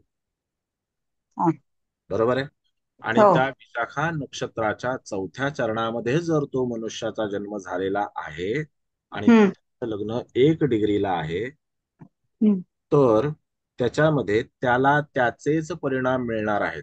मग तिथे ती कुंडली चलितात गेली, तुम्ही त्या हम्म चलित कुंडलीचा अभ्यास केला किंवा तुम्ही हम्म. त्या नवमांश कुंडलीचा अभ्यास केला, ज्याला D9 चार्ट म्हणतात, हो. किंवा तुम्ही अन्य इतर कुठल्या पद्धतीने कुंडलीचा अभ्यास केला तरी सुद्धा तुम्हाला त्याची योग्य उत्तरं मिळत नाहीत, हे मी ठामपणे सांगतो. कारण ओके. D9 चार्ट पाहता म्हणजे नवमांश कुंडली जी पाहता ती मुळात नवमांश कुंडली नाहीच. हम्म. नवमांश 108 आहेत आणि त्या 108 नवमांशाची कुंडली वेगळी आहे. अच्छा. ओके. त्यानंतर ग्रह चलितात जात असतो, तिथे राशी कधीही चलितात जात नाही. राशी स्थिर हो. आहे. राशी जी स्थिर आहे. गोष्ट आकाशामध्ये स्थिर आहे त्याला हम्म आपण तिथे चलितामध्ये नेऊन, इथे नेऊन, तिथे नेऊन काहीतरी उत्तर शोधण्याचा जो प्रयत्न करतो, तर तो हम्म प्रयत्न नेहमी फेलच होऊ शकतो. कारण तुमची मूळ कुंडली, हम्म तुमची कुंडली पूर्णपणे तुम्हाला सगळ्या घटनांचा व्यवस्थित क्रम सांगत असते. व्यवस्थित अभ्यास जो आहे तो तिथे सांगत असते की तुम्ही काय ओके. करणार. माणसाला रूपरंगापासून, त्याचं शिक्षणापासून, त्याच्या आवडीनिवडीपासून अगदी ईच अँड एव्हरीथिंग ही तुमची हम्म कुंडलीच सांगत असते. आणि त्या मूळ हम्म. कुंडलीचा जर तुम्ही उत्तम रीतीने अभ्यास केला तर तुम्हाला या गोष्टी कळतात. जसं आता मगाशी नांगरे साहेबांनी जो प्रश्न विचारला की धनामध्ये ज्यांच्या ज्यांच्या मंगळ आहे, राहू आहे, हम्म तर हम्म अशा लोकांच्याकडे धनाची फार कमतरता असते. अशा लोकांकडे धनाची तर कमतरता असतेच असते, पण त्यांना कौटुंबिक व्यवस्था जी आहे ती सुद्धा योग्य मिळत नाही. अशा हम्म. वेळेला लोकांच्या जीवनामध्ये तिथे कौटुंबिक व्यवस्थेपासून तिथे दुरावा सुद्धा तयार होतो. कधी कधी कौटुंबिक व्यवस्था त्यांच्या हयातीमध्ये त्यांच्या समोर सुद्धा नष्ट झालेली आहे. हम्म हम्म. ओके. ते सुद्धा त्याच्यामध्ये परिणाम हम्म मिळत असतात. म्हणून जेव्हा तिथे आपण ह्या आर्थिक गोष्टींचा आपण विचार करतो त्यावेळेला हम्म तिथे तुम्ही चलित कुंडली, नवमांश कुंडली ह्या सगळ्या कुंडलीकडे न जाता तुम्ही केवळ आणि केवळ ह्या लग्न कुंडलीच्या माध्यमातून अनेक गोष्टी सांगू शकता. हो. आता इथे येस सर. जे जुने विद्यार्थी आहेत त्या जुन्या हम्म विद्यार्थ्यांना माहिती आहे की अगदी सर्वतोभद्र चक्रपर्यंत यांना शिकवलेलं आहे बरंच. हम्म. तर त्याच्यामध्ये सर्वतोभद्र चक्र हा खूप एक्स्ट्रीम सायन्स आहे ते. पण हम्म. त्याच्यामध्ये ज्या ज्या वेळेला इत्यादी काही विषय शिकवले, तर त्या इत्यादी विषयांमध्ये सुद्धा कधीही त्याच्यामध्ये आपण या कुंडलीचा नवमांशातला भाग पाहू, या हम्म. कुंडलीचा षष्टांशातला भाग पाहू, अशा हम्म. पद्धतीने कधीही त्याच्यामध्ये नेऊन तिथे काही गोष्टी सांगितल्या नाहीत. तिथे जी आपली मूळ कुंडली आहे तीच अनेक गोष्टी दर्शवत असते, कारण तो आपल्या हम्म. जीवनाचा नकाशा आहे. तोच नकाशा हम्म. व्यवस्थित वाचता येणं आणि वाचणं फार गरजेचं आहे. हम्म. हम्म. ओके. येस, बोला आणखी. बरोबर सांगितलं सर. येस. थँक्यू. धन्यवाद. तर संदीप संदीप सवय बोलतोय. एक प्रश्न बोला सर. विचारू का?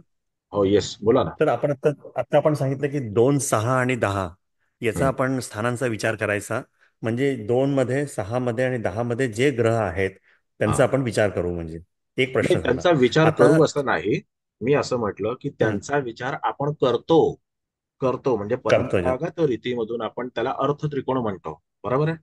तर अर्थ त्रिकोण. बरोबर बरोबर. आपण विचार करत असतो. आता याच्याही हं, व्यतिरिक्त आपल्याला तिथे अशी अनेक स्थानं आहेत आणि मुख्य त्याच्यामध्ये आणखीन अशी 2 स्थानं आहेत. ह्या 3 स्थानांच्या व्यतिरिक्त त्यांचा पण आपल्याला विचार करणं आवश्यक आहे. आणि तो विचार केल्याच्या नंतर आपल्याला कळतं की अमुक एक व्यक्ती याच्या धनस्थानामध्ये योग्य व्यवस्था नसताना, याच्या दशमस्थानामध्ये योग्य व्यवस्था नसताना, किंवा याच्या षष्ठ स्थानामध्ये देखील योग्य व्यवस्था नसताना आर्थिक प्रगती कशी करतोय, किंवा याची आर्थिक प्रगती कशी बिनदिक्कतपणे होते, कुठलीही त्याला त्याच्यामध्ये अडचण नाहीये, त्याच्यामध्ये काही रुकावट नाहीये, कशी व्यवस्थित प्रगती होते, हे आपल्याला अभ्यासायचं आहे. आपण काय करतो, परफेक्ट सर, हे कळा पॉइंट. हं. सरळ हे चालतो. हे हे पण पॉइंट.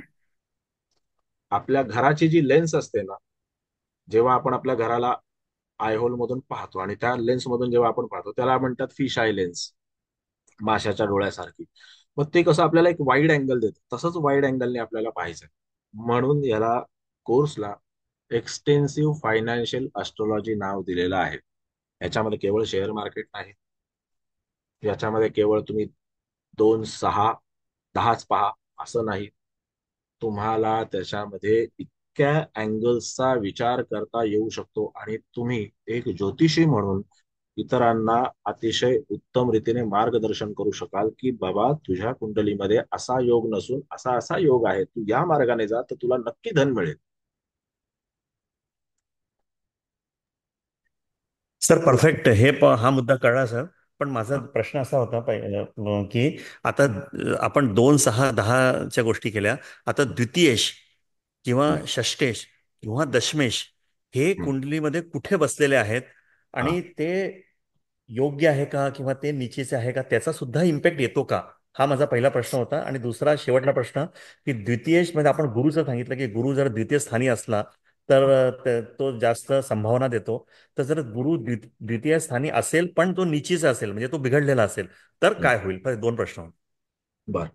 आता पहिला म्हणजे जेव्हा आपण असं म्हणतो की आता हा मुद्दा तुम्ही सगळ्यांनी लक्षात ठेवला पाहिजे, सगळ्यांनी लक्षात घेतला पाहिजे, की जेव्हा आपण असं म्हणतो की अमुक एक ग्रह नीचेचा होतो, तर कधीही कृपया अमुक एक ग्रह उच्चीचा आहे म्हणून चांगलं फळ देईल आणि अमुक एक ग्रह नीचेचा आहे म्हणून वाईट फळ देईल असा विचार कदापि करू नका. कदापि करू नका. कारण ग्रहांची उच्च आणि नीच जी अवस्था आहे ती कालपुरुषाच्या कुंडलीनुसार तयार झालेली आहे. ती कालपुरुषाच्या कुंडलीनुसार तयार झालेली आहे, की आपण ज्याला म्हणतो की गुरु दशमामध्ये नीचेचा होतो, बरोबर आहे, किंवा मकर राशीत नीचेचा होतो असं आपण म्हणतो. सवाई साहेब, बरोबर ना. गुरु हा मकर राशीमध्ये नीचेचा होतो. पण जेव्हा गुरु सारखा परफेक्ट. ग्रह आपण म्हणतो की मकर राशीत नीचेचा होतोय, तर तो का नीचेचा समजलेला आहे तिथे, याचं आपल्याला कारण जाणून घेतलं पाहिजे. आता थोडक्यात मी तुम्हाला याचं कारण सांगतो. गुरु हा कर्माचा कारक नाही, तर गुरु भाग्याचा कारक आहे. गुरु हा कर्माचा कारक नाही, तर गुरु भाग्याचा कारक आहे. आणि मकरेत मंगळ उच्चीचा होतो, कारण मंगळ भाग्याचा कारक नाही, मंगळ कर्माचा कारक. म्हणजे आपल्या ऋषी मुनींनी ही जी उच्च ग्रहाची आणि नीच ग्रहाची जी व्यवस्था तयार केली, त्या व्यवस्थेला आपण पुढे घेऊन येताना आपल्या मनानुसार लेबल लावून टाकते. एक व्यक्ती 1985 सालचा जन्म आहे, त्या व्यक्तीच्या पत्रिकेमध्ये चतुर्थात गुरु मकरेचा आहे. दुसरी व्यक्ती त्याच दिवशीचा जन्म, त्याच सालचा जन्म आहे, आणि त्याच्यामध्ये गुरु हा षष्ठात नीचेचा आहे. गुरु हा षष्ठात नीचेचा आहे. एक व्यक्ती जिचा चतुर्थात गुरु आहे, त्याच्यामध्ये गाडी चालवता येत नसताना सुद्धा तिच्या नावावरती गाडी आहे. आलं लक्षात? घर आहे, अमुक आहे, तमुक आहे, सगळं आहे. पण जी व्यक्ती षष्ठात गुरु आहे, मकरेचाच षष्ठात गुरु आहे, सेम त्याच सालचा जन्म आहे, आणि ती व्यक्ती आज तिथे महसूल खात्यामध्ये अतिशय उच्च पदस्थ अधिकारी आहे. बरोबर आहे? महसूल खातं जे आहे, हे रेव्हेन्यू डिपार्टमेंट जे आहे, तर त्याच्यामध्ये जी व्यक्ती उच्च पदस्थ अधिकारी आहे, षष्ठात गुरु आहे, मग तिथे तो नीचेचा गुरु जो आहे, त्या नीचेच्या गुरुने तिथे असा विचार केला का की नाही नाही, याला निम्न स्तरातला अधिकारी बनवायचं?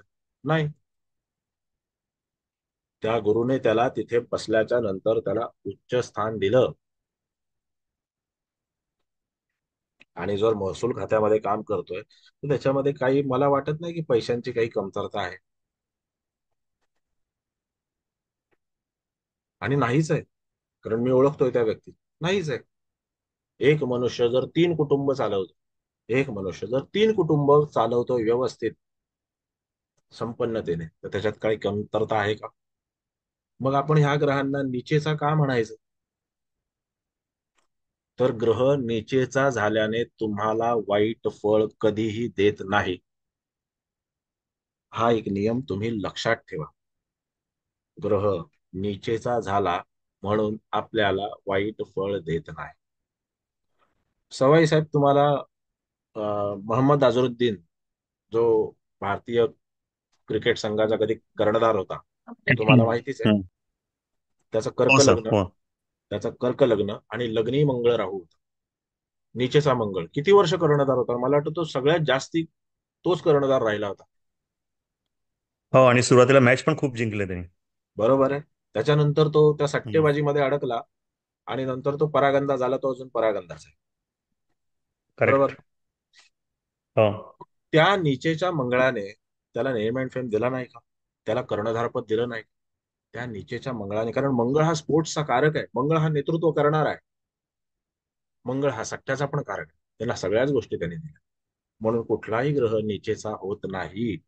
आणि तो आपण कोणत्या अनुषंगाने नीचेचा म्हटलंय त्याचं मी तुम्हाला एक साधं उदाहरण समजावून सांगितलं, की जर आपण म्हटलं गुरु दश मकर राशीमध्ये नीचेचा होतो, तर तो काल पुरुषाच्या कुंडलीनुसार मकरेत नीचेचा होतो.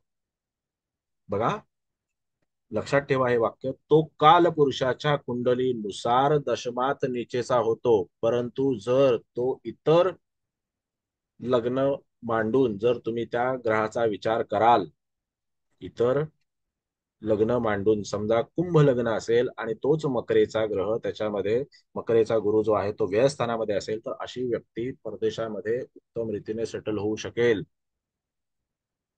बिना दिक्कत. तिथे त्याचा उद्योगधंदा व्यवस्थित होईल, तिथे त्याला काही नोकरी उद्योग जे काही करायचं असेल ते उत्तम रीतीने होईल. आता तुम्ही स्वतः परदेशात असता, तर तुमच्या पाहण्यामध्ये, आणि तुम्ही ज्योतिषी पण आहात, पण तुमच्या पाहण्यामध्ये तिथे व्ययस्थानातला असा गुरु, त्यानंतर षष्ठातला किंवा अष्टमातला असा एखादा गुरु ग्रह जो आहे, मग तो जरी नीचेचा असला, किंवा कुठल्याही राशीचा असला तरी त्याने असं चांगलं फळ दिल्याचं तुम्ही पाहिलंय का? हो सर. हा, बोला. हो, म्हणजे असं आहे की ज्यांचं ज्यांचं व्ययस्थान चांगलं असतं ना वयामध्ये, तर ते त्यांचे विदेशमध्ये योग लागतात, म्हणजे त्यांचे लवकर नोकरी लागते किंवा हे होतं, म्हणजे फॉरेन कडनं पैसा मिळतो त्यांना. म्हणजेच जर तो गुरु नीचेचा असेल तर तो त्याला तिथे परदेशातून पैसा कमवून देईल का? आता आपण सांगितलं त्या हिशोबाने बहुतेक देईल, म्हणजे न- कारण तशी नाही पत्रिका नाही, आली नाही बहुतेक समोर, पण नाही. बघेन. बहुतेक नाही, तो नक्कीच देईल. कारण ती नक्कीच राशी, देईल. Okay okay. ती राशी जी आहे, ती राशी केवळ आणि केवळ त्यामध्ये तुम्हाला तिथे निचेचा म्हणून ती दर्शवते, ती कालपुरुषाच्या कुंडलीनुसार दर्शवते. आपण काय करतो, त्या ग्रहाला कम्प्लिटली निग्लेक्ट करून टाकतो की नाही नाही, तो निचेचा ग्रह आहे. नाही, त्याला स्थान चांगलं मिळालंय हे आपण लक्षातच घेत नाही. मग तो त्याच्यामध्ये त्याचं कन्व्हर्जन कसं करू शकतो याच्याकडे आपण लक्ष देत नाही. आपण म्हणतो अरे मग कुणी दिलंय, मग याने दिलंय, मग त्याने दिलंय. नाही, जो देतोय त्याच्याकडे लक्षच देत नाही आपण. असं आहे. आणि सर मी म्हटलं होतं, तो द्वितीयेश, षष्टेश आणि दशमेश यांचा पण विचार करायला पाहिजे ना? विचार तर सगळ्याच ग्रहांचा करायला पाहिजे आपल्याला. आता जसं तुम्ही म्हणालात की द्वितीयेश, षष्ठेश आणि दशमेश यांचा विचार करायला पाहिजे, तर मला तुम्हाला असं सांगायचं आहे की त्याच्यामध्ये आपल्याला प्रथम स्थानापासून, बघा मी काय म्हणतो, प्रथम स्थानापासून ते द्वादश स्थानापर्यंत, म्हणजे लग्न स्थानापासून व्यय स्थानापर्यंत सगळ्याच स्थानांचा विचार, सगळ्याच राशींचा विचार आणि सगळ्या ग्रहांचा विचार करणं अतिशय आवश्यक आहे. जर आपल्या नजरेतून एखादा जरी ग्रह सुटला तरी सुद्धा आपण त्या जातकाला व्यवस्थित न्याय देऊ शकत नाही. कधी कधी ज्योतिषी फक्त त्याला जे माहिती आहे तेवढंच पाहतो आणि त्याच्या अलीकडचं, त्याच्या पलीकडचं, त्याच्या आजूबाजूचं काही न पाहता त्या जातकाला मार्गदर्शन करतो आणि तिथे नुकसान जातकाचं होतं. नुकसान जे आहे ते जातकाचं होतं. आलं लक्षात? म्हणजे काही वेळेला एखाद्या मुलाकडे स्किल असतं, कम्युनिकेशन स्किल. एखाद्या मुलाकडे 10 लोकांना उद्देश उपदेश करण्याचा त्याच्यामध्ये क्षमता असते, पण त्याला भलत्याच कामकाजात अडकवलं जातं, कारण त्याला तो योग्य मार्गदर्शक मिळत नाही. आता मी तुम्हाला जो आपला जो पेशा आहे, म्हणजे ज्योतिष हे जे क्षेत्र आहे, आता ह्या ज्योतिष क्षेत्रामध्ये माणसाला बोलणं आणि एखाद्याला एखादी गोष्ट समजावून सांगणं हे किती गरजेचं आहे? बरोबर आहे, हे खूप गरजेचं आहे. पण मी ज्या वेळेला ज्योतिषी नव्हतो त्यावेळेला मी जेव्हा माझी पत्रिका कुणाकडे पाहायला गेलो होतो त्यावेळेला त्याने मला कदापि असं सांगितलं नाही की तुझ्याकडे हे स्किल आहे, तुझ्याकडे हे स्किल आहे की तू इतरांना काही गोष्टी समजावून सांगू शकतोस, तू काही गोष्टी शिकवू शकतोस, तू काही गोष्टींचा उपदेश करू शकतोस, तुझ्याकडे थोडक्यात कम्युनिकेशन स्किल आहे. ती गोष्ट सांगितलीच नाही. ती गोष्ट न सांगितल्यामुळे मी नको नको ते 1760 कोर्सेस करत राहील, ज्यांचा मला आजच्या जीवनामध्ये फार कमी उपयोग होतो. पण त्यावेळेला जर मला कोणी असं सांगितलं असं की तुझ्याकडे हे स्किल आहे, तू हे स्किल डेव्हलप कर, तर तिथून माझ्या आर्थिक प्रगतीचा मार्ग जो आहे तो मला जरा लवकर कळला असता. बरोबर आहे. पण त्या आर्थिक प्रगतीच्या मार्गामध्ये देखील अडथळे असतील म्हणून तो मला त्यावेळेला कळला नाही. जेव्हा मी स्वतः ज्योतिषी झालो तेव्हा मला तो कळला.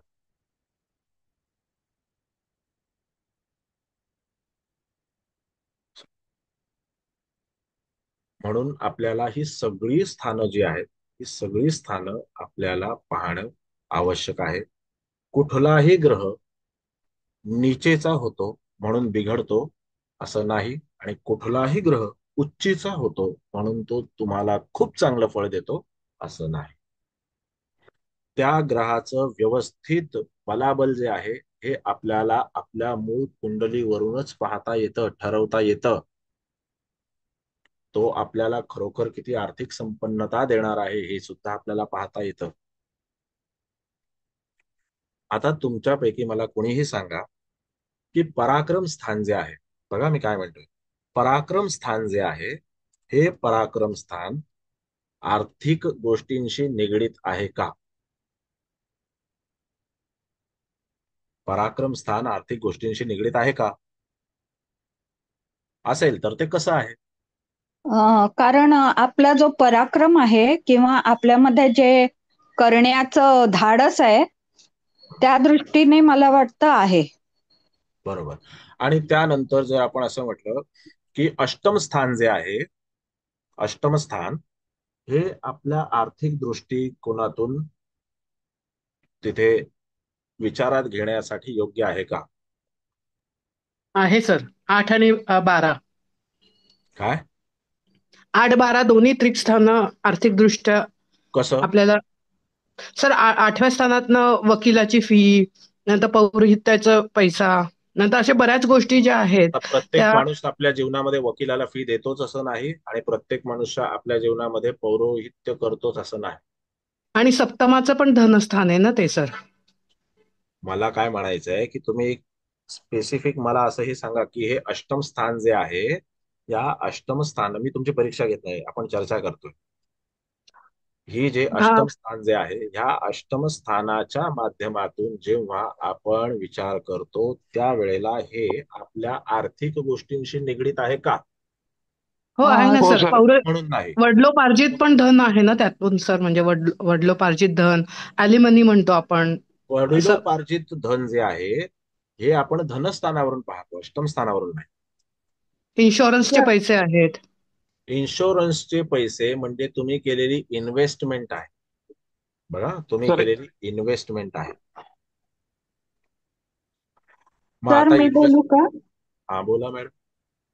ते पंचमाचं धनस्थान असल्यामुळे कदाचित मुलांच्या माध्यमातून पैसा मिळत असेल तर, मुलं मोठी झाल्यावर, असं म्हणजे माझं लॉजिक आहे, मी कुठे वाचलं नाही. No problem. तुम्ही मॅडम हे शास्त्रच लॉजिकचं आहे, त्यामुळे तुम्ही तिथे शास्त्र लॉजिकचं असल्या कारणाने तुम्ही असा विचार करू शकता, तर्काधिष्ठित विचार करून तुम्ही उत्तर देऊ शकता. आणि दुसरं म्हणजे त्याच्यामध्ये मी तुम्हाला एखाद्या गोष्टीसाठी क्रॉस केलं म्हणजे तिथे तुमचा अवसान गळण्याचं बिलकुल काही कारण नाही. कधी कधी मी असाच क्रॉस करतो पण तुम्ही बरोबर देखील असता. हा हा सर मैं चालेल. बोलूं? सर हा 2 मिनिटं, 2च मिनिटं मॅडम. तर तिथे असा भाग जो आहे, म्हणून त्याच्यामध्ये आपल्याला काही परीक्षा घ्यायची नाही कोणाची. हा आपल्याला सर. एखादा मुद्दा जो आहे हा व्यवस्थित आपल्या मस्तकात बसवायचा आहे. हम्म, तुमच्या मध्ये जे तुम्ही लिहाल ते वहीतच राहील. तुम्ही रेकॉर्डिंग म्हणून हम्म, जे घ्याल ते तुमच्या रेकॉर्डिंग मध्येच राहील. पण जे तुमच्या हम्म, मस्तकात तुम्ही ठेवाल ते कायमस्वरूपी तुमच्या मस्तकात राहील. हम्म, बर. मग त्याच्यामध्ये आपल्याला असा विचार करायचा आहे, जसं आता तिथे आपल्या देशपांडे मॅडम म्हणाल्या की हम्म, अं, अष्टम स्थान ह्याच्यामध्ये हम्म. इन्शुरन्सचे पैसे पाहिले जातात. तर प्रत्येक हो. माणूस इन्शुरन्स काढतो का? काय काय नाही. लोक बिलकुल काढत नाहीत इन्शुरन्स. हम्म, पण त्याच्यामध्ये आपल्याला एक ज्योतिषी म्हणून भाषा आहे. जसं डॉक्टरला हम्म, स्वतःची भाषा असते, वकील हम्म, त्यावेळेला शिकत असतो तर त्यावेळेला पहिले 1-2 वर्ष त्याला ती भाषा शिकवली जाते, लिगल लँग्वेज. हम्म, हम्म, बरोबर. त्याच्यानंतर इंजिनियरला स्वतःची भाषा, ज्योतिषाला पण आपल्याला स्वतःची भाषा आहे. हम्म. निषिद्ध धन म्हणतात ना सर. कुठलं धन? निषिद्ध धन असं काही. निषिद्ध निषिद्ध धन नाहीये. निषिद्ध असं धन नाहीये मॅडम.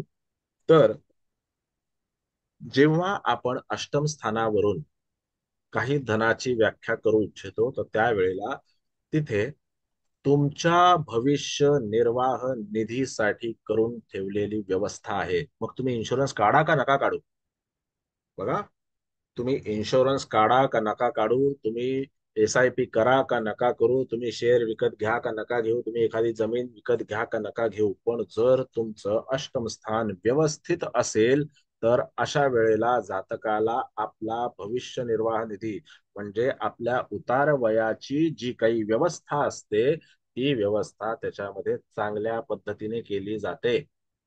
तो त्याचं जीवन अतिशय सुखोपभोगाने जगू शकतो अशा पद्धतीची व्यवस्था केली जाते.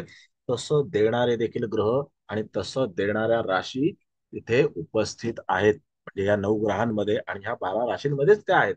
मग तिथे असं कोणतं कॉम्बिनेशन असतं की ज्याच्यामुळे आपल्याला ह्या गोष्टी मिळणार आहेत? हे आपल्याला शिकायचं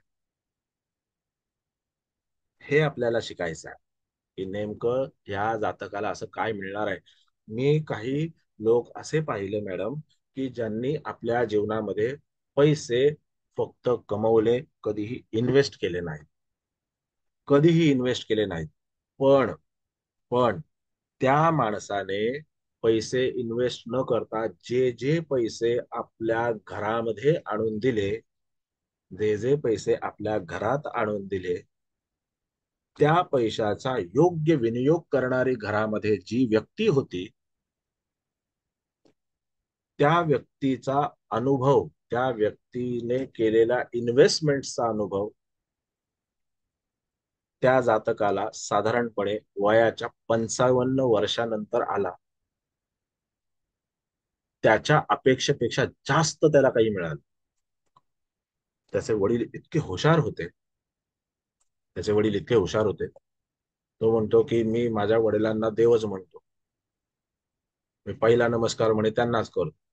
ते बिचारे गेले, पण त्याच्यानंतर सुद्धा, कारण त्यांनी त्याच्यासाठी भरपूर देऊन ठेवलं, भरपूर करून ठेवलं. अष्टमात रवी, गुरु आणि बुध. बघा, काय युती माणसाच्या पत्रिकेत, अष्टम स्थानामध्ये रवी, गुरु आणि बुध. आता अष्टम स्थानावरून काही वडील पाहिले जातात का? नाही. पण सूर्य म्हणजे पिता आहे. सूर्य म्हणजे पिता आहे. गुरु हा आर्थिक व्यवस्थेचा कारक आहे आणि बुध हा योग्य मार्गदर्शक आहे. गुरु सुद्धा मार्गदर्शक आहे. बुधाकडे इन्व्हेस्टमेंटचं प्रचंड नॉलेज आहे. तुम्ही बघा, एखादा मनुष्याच्या पत्रिकेत जर लग्नात बुध, दशमात बुध किंवा त्याच्या भाग्यात बुध किंवा त्याच्या पंचमात जर बुध असेल तर असा मनुष्य आर्थिक गणितांमध्ये सरस असतो, आर्थिक गणितांमध्ये स्टेबल असतो. तर इथे ही युती जी आहे ही 3 ग्रहांची युती. आता तुम्ही म्हणाल अष्टमातला रवी, बापरे, मग रवी अष्टमात गेला, बुध अष्टमात गेला, गुरु अष्टमात गेला, माणूस काही करत नोकरी करत होता आणि त्याच्या सोबतीला काही कामधंदा दुसरा करत होता, तर त्याच्यामध्ये जे काही मिळायचं ना तो फक्त आणून द्यायचा. वडिलांवरती प्रचंड विश्वास, वडिलांकडे आणून द्यायचा. असं नाही किंवा पत्नीच्या हातात आणून दिलं, आईच्या हातात आणून दिलं, नाही. वडील त्याला खर्चाला पैसे देत होते. मग आपण काय एखाद्याला म्हणतो तर काय तू अजूनही वडिलांकडनं खर्चाला पैसे घेतो, पण त्याला त्याच्यात काही वाटत नव्हतं. आणि नंतर त्याची वडिलांनी एवढी उत्तम व्यवस्था केली, वडिलांचा सुद्धा किती अभ्यास असेल. मग ही युती कारणीभूत ठरली त्याला. असं असं उठसूट कुठलीही गोष्ट कारणीभूत ठरते का? नाही. अशी उठसूट कुठलीही गोष्ट कारणीभूत ठरत नाही. ही युती त्या जातकाला कारणीभूत ठरली. वयाच्या 55व्या वर्षी त्याला कळलं की अरे, आपल्या वडिलांनी आपल्यासाठी काय काय करून ठेवलेलं आहे. आणि सगळा कागदोपत्री व्यवहार व्यवस्थित. एकुलता एक मुलगा, एक मुलगी, मुलगीचं लग्न झालं, पण ह्या माणसाला वयाच्या 55व्या वर्षी कळलं काय आपल्याला मिळवून दिलंय वडिलांनी. आज एकदम शान मध्ये जगतोय.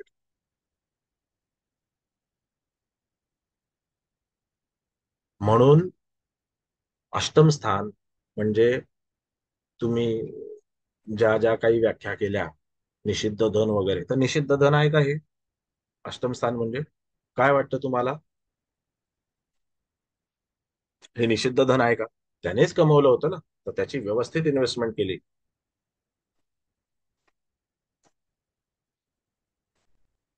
बरोबर आहे सर. हे धन निषिद्ध नाही. म्हणून याच्यासाठी आपल्याला पत्रिका पाहणं गरजेचं आहे. जेवढ्या जास्तीत जास्त पत्रिका तुम्ही पाहाल तेवढं आपला अनुभव वाढत जातो. जसं फिरल्याने, पर्यटन केल्याने आपल्याला शहाणपण येतं, तसं जास्तीत जास्त पत्रिका पाहिल्याने आपल्याला शहाणपण येतं. आपण केवळ पुस्तकं वाचत राहतो, आपण केवळ व्हिडिओ ऐकत राहतो. नाही, पत्रिका पहा. तुमचं मस्तक ज्या वेळेला चक्रासारखं गरगर गरगर फिरायला लागेल त्यावेळेला तुम्हाला तिथे पत्रिकेची नब्ज जी आहे ती नब्ज कळेल.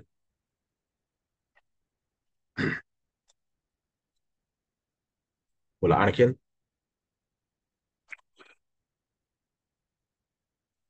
कुलकर्णी साहेब काही विचारायचं आहे? नांगरे साहेब काही बोलायचं आहे?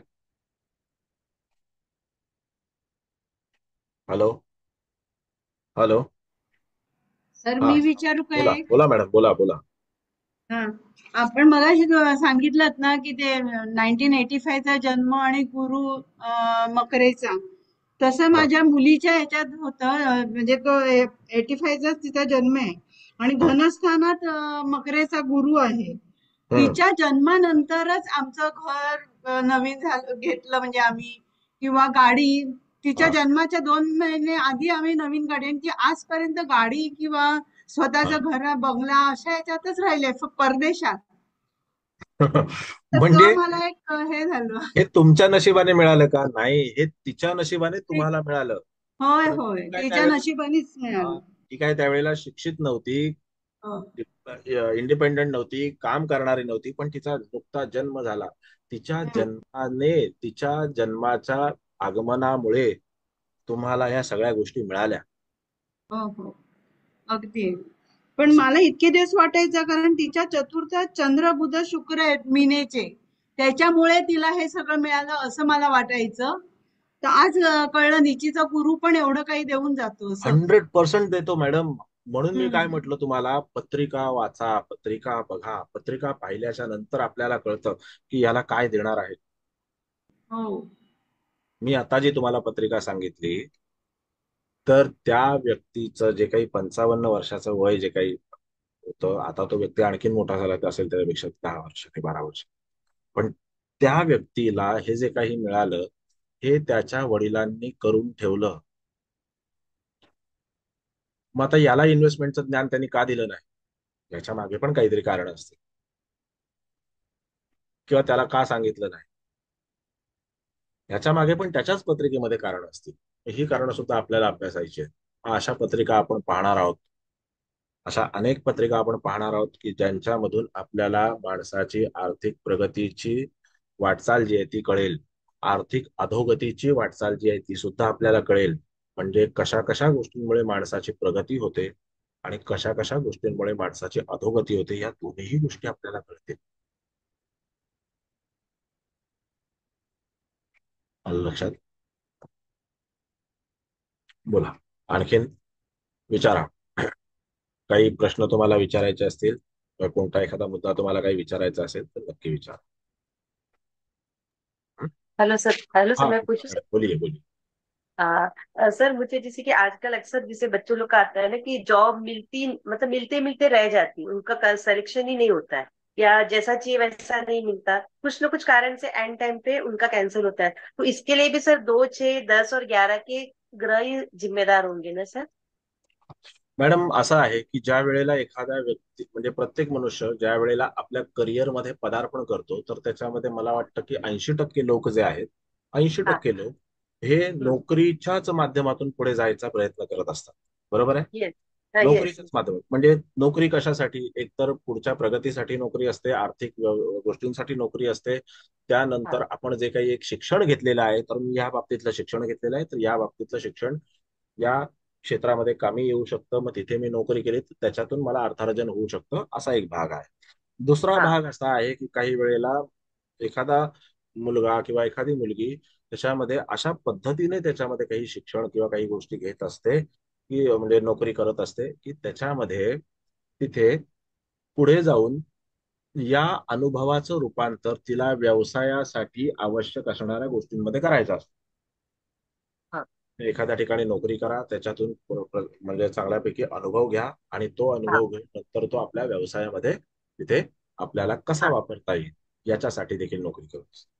मग आता ज्या वेळेला असे दोनही प्रकार आहेत, तर त्या हाँ। वेळेला तिथे जातकाच्या जीवनामध्ये नोकरी न मिळणे हम्म। आणि त्यामध्ये नोकरी मिळाली तरी सुद्धा ती प्रचंड कमी पगाराची मिळणं आणि हा. त्याच्यानंतर सुद्धा ज्या वेळेला त्याला कधी कधी त्याच्या अनुषंगाने योग्य पगाराची नोकरी मिळते तरी सुद्धा त्याच्यामध्ये व्यवस्थित उदरनिर्वाह न होणं या गोष्टी होतात. का होतात? कारण त्याला तिथे नोकरी हा एकमेव फंडा त्याच्या जीवनामध्ये तिथे कुणीतरी दाखवले असतं की तुला पुढे जाऊन काय करायचं, तर तुला पुढे जाऊन नोकरीच करायची, हम्म. तुला पुढे जाऊन अमुक एक गोष्टच करायची आणि तुला ह्याच्यातूनच पैसे मिळणार आहेत. व्यवसायाचं धाडस करू नकोस, व्यवसाय करू नकोस. जोडधंदा पण करायचा असेल तर त्याच्यामध्ये काही त्या फंदात पडू नकोस. तू 9 ते 10ची 9 ते 6ची काय असेल ती नोकरी कर आणि त्या नोकरीमध्येच तू सगळं काही मिळवण्याचा प्रयत्न कर, असं त्याला एक दर्शवलं जातं. परंतु हे योग्य नाही आणि हम्म. त्याच्या पत्रिकेमध्ये असे निर्देश ग्रहांनी दिलेले असतात. हम्म. तो ते निर्देश घेऊनच जन्माला आलेला असतो, ते नशीब घेऊन जन्माला आलेला असतो की त्याच्या पत्रिकेत नोकरी केली तर तो जेमतेम अर्थार्जन करू शकेल किंवा जेमतेम आपली आर्थिक परिस्थिती जी आहे ती तो हम्म. स्टेबल ठेवू शकेल. त्याच्या पलीकडची आर्थिक परिस्थिती तो स्टेबल ठेवू शकणार नाही किंवा त्याच्या पलीकडे तो जाऊ शकणार, हम्म. हे त्याच्यामध्ये असतं. म्हणून असा मनुष्य जो आहे तो त्याच्यामध्ये नोकरी करून देखील त्याला यश मिळत नाही. आता ही जी मुलं सगळी नोकरीकडे धावतात आणि त्यांना खूप कमी पगाराची नोकरी मिळते, त्याला लोकसंख्या वगैरे हा सगळा त्याच्यामध्ये मुद्दा हम्म. आहेच. किंवा त्याच्यानंतर प्रत्येक जण एमबीए करायला लागले, आता उठसूट सगळेच लोक एमबीए करायला लागलेले आहेत, तोही मुद्दा हा. आहेच. पण त्याच्यामध्ये काही लोकांची पत्रिका ही अशी असते की हम्म. ज्याच्यात त्याने एमबीए केलेलं असेल का नसेल तरी सुद्धा त्याच्याकडे व्यवसायाचं एक स्किल असतं आणि जर त्याच्याकडे तिथे व्यवसायाचं स्किल असेल तर तो मनुष्य आपल्या जीवनामध्ये उत्तम रीतीने प्रगती करू शकतो, उत्तम रीतीने प्रगती करू शकतो. हा एक तुम्हाला भाग लक्षात घेतला पाहिजे. जसं एक पत्रिका माझ्याकडे आली होती, त्या पत्रिकेमध्ये तो मुलगा फुटबॉल खेळायचा, शाळेपासून फुटबॉल खेळत होता आणि भारतामध्ये असं काही फुटबॉल सारख्या खेळाला काही खूप मोठा स्कोप आहे का, तर असं त्याच्यामध्ये बिलकुल नाही. हम्म. हम्म. बरोबर आहे. पण हम्म. त्याचे वडील हे एका कॉलेजमध्ये पिऊन म्हणून काम करतात. तर तो मनुष्य त्याच्यामध्ये फुटबॉल खेळण्याच्या त्याच्यामध्ये खूप पुढपर्यंत गेला. पण ज्या हम्म. वेळेला काही गोष्टींचं सिलेक्शन आणि काही गोष्टींची तिथे हे होतं तर त्यावेळेला तिथे त्याला सिलेक्ट नाही केलं गेलं. त्याच्यामध्ये काही आणखीन आर्थिक गणित त्यांची नाही जुळली. तिथे काही पैसे भरायचे होते, काही अंडर द टेबल म्हणा किंवा काही अशा काही गोष्टी असतील तर त्याच्यामुळे ती आर्थिक गणितं जमली नाहीत आणि हम्म. त्याच्यामुळे तो मुलगा मागे आला. काही महिने तो मुलगा तिथे त्या नाराज अवस्थेमध्येच होता, डिप्रेशन मध्ये वगैरे होता असं काही नाहीये. तो त्या नाराज हम्म. अवस्थेमध्ये होता की आपल्याला काही मिळालं नाही, आपला खेळ एवढा चांगला असून सुद्धा आपल्याला वगळलं गेलं. आणि असं हम्म. अनेकांच्या बाबतीमध्ये होतं. पण Yes, sir. त्या पत्रिकेमध्ये आता मग त्याच्या वडिलांनी असा निर्णय घेतला की तू कुठेतरी नोकरी बघ आणि त्याच्यामध्ये तू नोकरी बघून एक जेमतेम काही पैसे कमवायला लाग, कारण आता माझाही हात तोकडा पडायला लागला की बाबा त्याच्यामध्ये तुझ्यावरती भरपूर पैसा खर्च केलेला आहे फुटबॉलमध्ये. हम्म. त्या दरम्यान त्या लोकांनी मला येऊन पत्रिका जेव्हा दाखवली त्यावेळेला हा. त्या मुलाच्या पत्रिकेमध्ये असे योग होते की तो हा. एक उत्तम शिक्षक होऊ शकतो. मग आता तो गणित हम्म. शिकवायला जाणार आहे का, तो फिजिक्स शिकवायला No. जाणार आहे का, No. काही हा. शिकवायला जाणार नाही. त्याने जे शिक्षण घेतलेलं आहे खेळाचं, हा. त्या हा. खेळाच्या शिक्षणामध्ये तो माहिर आहे आणि त्याचं शिक्षण तो देऊ शकतो. आणि माझ्याकडे येण्याच्या आधी बघा ग्रह कसे असतात. आता ज्या वेळेला हा. मी त्याला हे मार्गदर्शन केलं त्यावेळेला तो मुलगा म्हणाला की मागच्या 1 आठवड्यापासून माझ्या डोक्यात हेच चालू आहे की आपण कोच अच्छा. व्हायचं, आपण कोच व्हायचं, आपण लोकांना फुटबॉल शिकवायचा, आपला खेळ चांगला आहे, आपण लोकांना फुटबॉल हा. शिकवायचं. मग तिथून त्याची जी प्रगती सुरू झाली, हाँ, म्हणजे एक खेळाडू हम्म, म्हणून तो पैसे कमवू शकत नव्हता, पण एका खेळाचा प्रशिक्षक म्हणून तो पैसे कमवू शकतो, हा योग त्याच्या पत्रिकेमध्ये आहे. ही फायनान्शियल ऍस्ट्रॉलॉजी yes, वहाँ पे फिर हाँ, ही फायनान्शियल ऍस्ट्रॉलॉजी आहे, आणि हे आपल्याला पाहायचं आहे. अनेक हाँ, पत्रिकांमधून आपल्याला पाहायला पाहिजे की ह्याच्यामध्ये नेमका हा काय करू शकतो.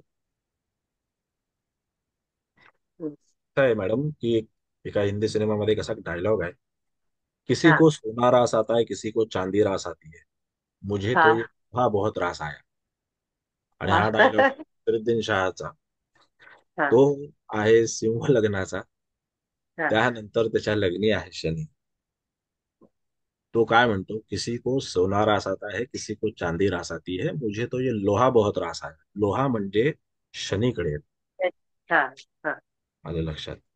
मग तिथे त्याची भरभराट जी आहे, त्याची उन्नती जी आहे ती कुणी करवून दिली, तर लोखंडाने करवून दिली.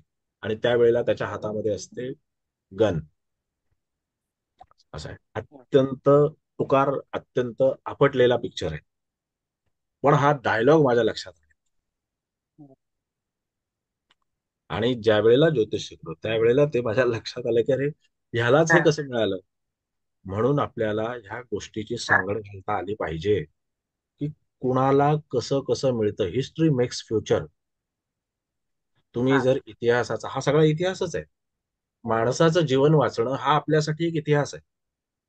यस, यस, ज्या वेळेला त्या इतिहासाचा आपण आढावा घेतो त्यावेळेला आपल्याला कळतं की ह्याला हे का मिळालेलं आहे, आणि हा मनुष्य इतका केपेबल असून सुद्धा ह्याला हे का मिळालं नाही. आलं लक्षात. हा भाग आपल्याला तिथं लक्षात घेणे आवश्यक आहे. बोला. और सर और सर ऐसा भी हो रहा है जैसे कि अभी एक दो दिन का सुनने में कि उन लोग जिस फील्ड में एजुकेशन लेते हैं ना सर, उनको जॉब दूसरे फील्ड में मिल रही है। उसने फार्मेसी का लिया है, बट फार्मेसी छोड़ के उसको सब जगह की जॉब ऑफर आ रही है, वो भी एक प्रॉब्लम है, उसको अपने फील्ड में चाहिए। तो ये हम लोग, जैसे मैंने आपने बोला कि जैसे आपने फुटबॉल का उसको प्लेयर नहीं बनना था, कोच बनना था, तो हम हाँ लोग अपने इसे गाइड कर सकते हैं ना कि भाई आपको किस फील्ड में जाना है, जो कि अभी अपना टॉपिक है अभी, है ना सर?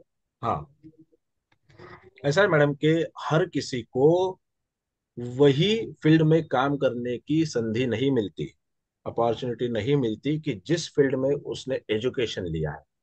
हाँ, हाँ, अब ये बहुत कोई जगह हुआ है। विद्यार्थी जो है वो गणित में बहुत अच्छा रहता है, कोई विद्यार्थी जो है वो इंग्लिश में बहुत अच्छा रहता है, लेकिन कोई विद्यार्थी जो है वो फिजिक्स में बहुत अच्छा रहता है, लेकिन हाँ, ऐसा होता है कि आगे जाके वो कभी एमआर के भी जॉब कर लेता है.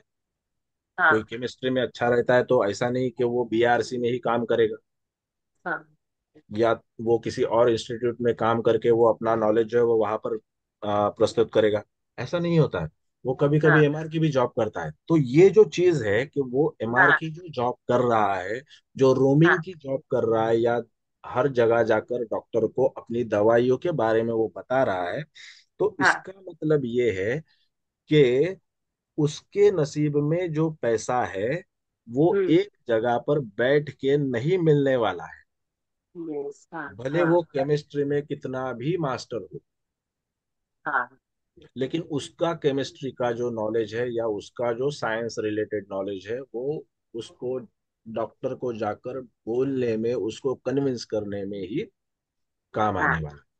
यस, तो उससे ऊपर उठ के अगर हम लोग देखें कि अगर कोई फार्मेसी करे तो उसके, अगर घर में पैसा अच्छा हो, या उन लोगों की आर्थिक स्थिति अच्छी हो, या इसकी हाँ, कुंडली में ऐसे कोई योग अच्छे हो कि जहां हाँ, पर ये आदमी आगे जाके अपना एक खुद का मेडिकल शॉप खड़ा करे.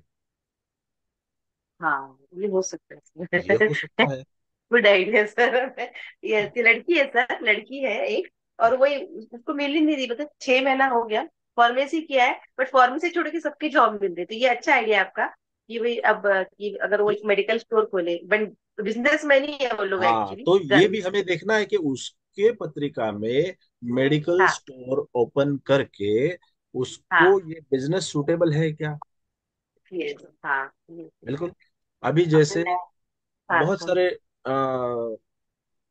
जैसे दो एक्टर्स हैं, हाँ एक है डॉक्टर श्रीराम लागू, वो डॉक्टर थे, और हाँ दूसरे है निळू फुले, वो समाजसेवक. हाँ. तर ह्या दोघांच्या बाबतीमध्ये असं आहे की ज्या कॉलेजमध्ये हम्म. डॉक्टर लागू शिकायला होते, डॉक्टरी शिकायला होते, वैद्यकीय शिक्षण घेत होते, त्याच हम्म. कॉलेजमध्ये निळू फुले माळी काम करायचे. बरोबर आहे. आणि त्यानंतर दोघांनी बरेचसे सिनेमे एकत्र केले. सिंहासन केला, आणि चांगले चांगले सिनेमे केले. सिंहासन केला, त्याच्यानंतर सामना नावाचा सिनेमा केला, त्यानंतर सगळ्यात गाजलेला म्हणजे पिंजरा नावाचा सिनेमा. आणि दोघांनीही बिनतोड ऍक्टिंग केलेली आहे. मग हा जो एक भाग आहे ना, की एक हम्म. मनुष्य डॉक्टरीचं शिक्षण घेत होता आणि एक हम्म. मनुष्य तिथेच माळी काम करत होता. मग ज्या हाँ. वेळेला तो डॉक्टरीचं शिक्षण घेत होता त्यावेळेला तो अभिनयाच्या क्षेत्रामध्ये सुद्धा कार्यरत होता, आणि एक मनुष्य माळी काम करताना सुद्धा अभिनयाच्या क्षेत्रामध्ये कार्यरत होता, पण ते वेगवेगळ्या लेवलला कार्यरत होते. हम्म. डॉक्टर लागू स्टेजवर कार्यरत होते, म्हणजे हाँ. नाटकांमध्ये, आणि निळू फुले जे आहेत तर ते त्याच्यामध्ये लोकनाट्यामध्ये कार्यरत होते. वग गवळण अमुक तमुक हे जे मराठी नाटकातले जे प्रकार आहेत, हम्म. लोककला, त्याच्यामध्ये कार्यरत होते. तर त्या वेळेला तिथे त्या दोघांचं जे एकत्रित तिथे येणं झालं स्क्रीनवरती, हाँ. तेव्हा आपल्याला हे तर नक्की झालं की ह्या दोघांचा पैसे कमवण्याचा राजमार्ग हा अभिनय आहे. हाँ. बरोबर आहे. यस. ह्या हम्म. दोघांचा पैसे कमवण्याचा जो राजमार्ग आहे तो अभिनय आहे. यांना माळीकामाने कमवून दिलं नाही आणि त्यांना डॉक्टरीने कमवून दिलं नाही. हाँ सर, परफेक्ट. हाँ मग हे सर. आपल्याला समजलं पाहिजे. म्हणजे असं नाहीये दरवेळेला की त्याने त्याचं शिक्षण घेतलं म्हणजे तो त्याच्यामध्येच मास्टर होईल. हाँ सही. नाही, बिलकुल नाही. नहीं. आपण सगळे शाळेमध्ये 10वी पर्यंत कंपल्सरी इतिहास शिकतो, पण आपण हम्म. कंपल्सरी आपल्या जीवनामध्ये इतिहासाचा फायदा किती करून घेतो. आपण काल जे घडलेलं आहे ना तो सुद्धा आपल्यासाठी इतिहास आहे, आणि तो सुद्धा आपल्याला शिकवत असतो, पण त्याचा आपण विचारच केला. यस. जे काल घडलेलं आहे तुमच्या जीवनामध्ये तो सुद्धा इतिहास आहे. काल तुम्हाला एक मनुष्य अमुक एक गोष्ट बोलला, हम्म. तुमच्याशी अमुक पद्धतीने वागला, तो सुद्धा इतिहास आहे. आणि हा जर तुम्ही लक्षात घेतला तर तो तुम्हाला पुढे शिकवून जातो. History makes future. हम्म. बरोबर आहे ना.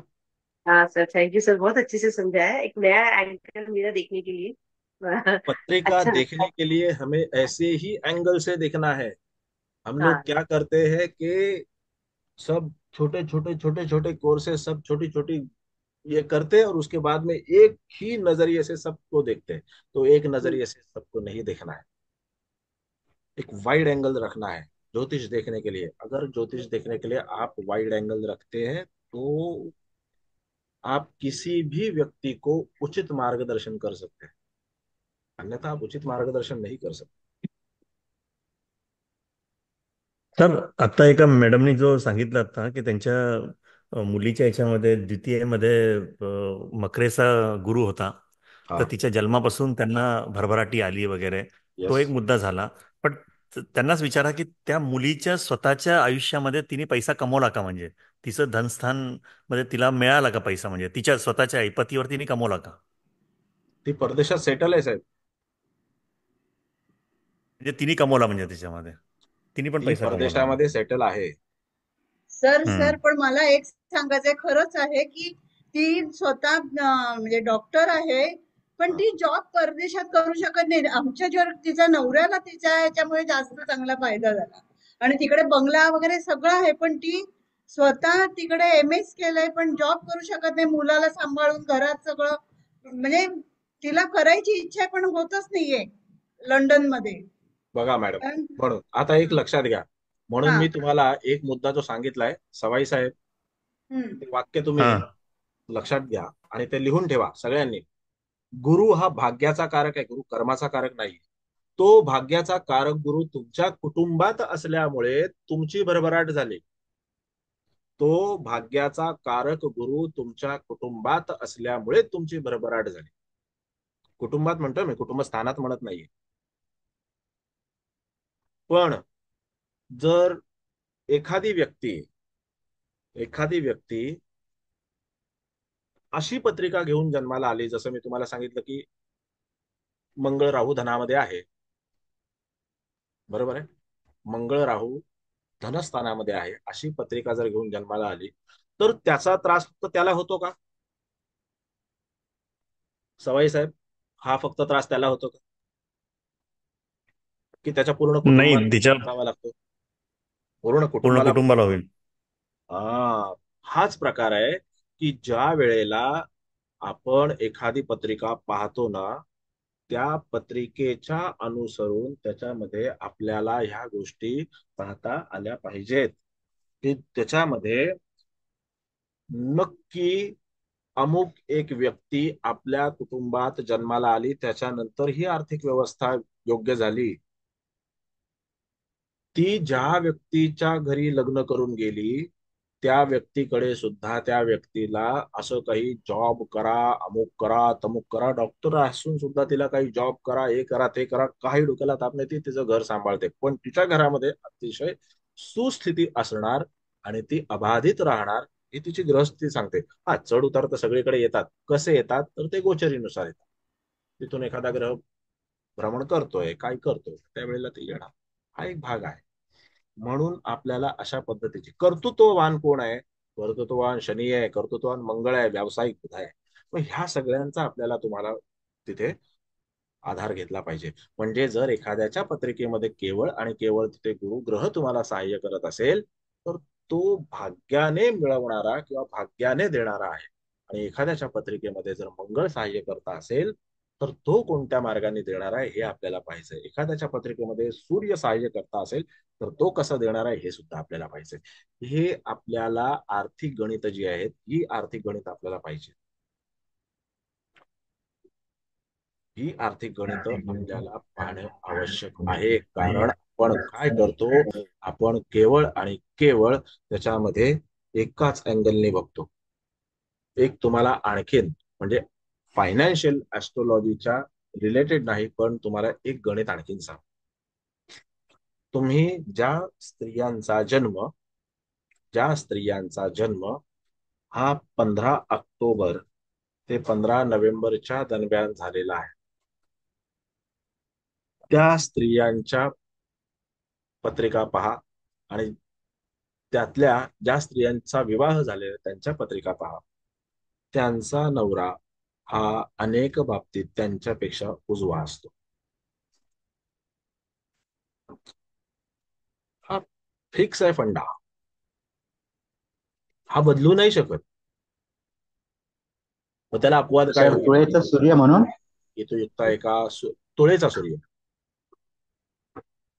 तुळेचा सूर्य. मग तो राहू युक्त आहे का? तेच म्हणाले, तुळेचा सूर्य आहे म्हणूनच तसं ना. तुळेचा सूर्य. आपण काय म्हणतो, सूर्य तुळेत नीचेचा होतो. सूर्य तुळेत नीचेचा होतो हेच मुळात आपण ज्या पुस्तकातून किंवा ज्या माध्यमातून आपण घेऊन आलेलो आहे ते चुकीचं आहे. तिथे काय सांगितलेलं आहे की तुळेतला सूर्य हा काल पुरुषाच्या कुंडलीत नीचेचा होतो. हा तुमच्या कुंडलीत नीचेचा होतो हे कुणी सांगितलं? तुळेचा सूर्य काल पुरुषाच्या कुंडलीत नीचेचा होतो. तुमच्या कुंडलीत नीचेचा होतो हे कोणी सांगितलं? नाही. फक्त हे लादलं गेलं, सांगितलं गेलं तुळेचा सूर्य नीचेचा नाही. कारण कालपुरुषाच्या कुंडलीत तूळ राशी सप्तम स्थानामध्ये येते आणि सप्तम स्थान म्हणजे मावळतीची दिशा आहे, पश्चिम दिशा आहे. तिथे सूर्याचं बळ कमी आहे. पण तोच तुळेचा सूर्य ज्या वेळेला एखाद्या जातकाच्या लग्नी किंवा दशमामध्ये येईल त्यावेळेला तुळेचा सूर्य, दुसरा कुठला नाही, तुळेचा सूर्य लग्नात येईल किंवा दशमात येईल, त्यावेळेला तुम्ही विचार करा की त्या सूर्याला बळ आहे की तो तिथे नीचेचा झालेला आहे.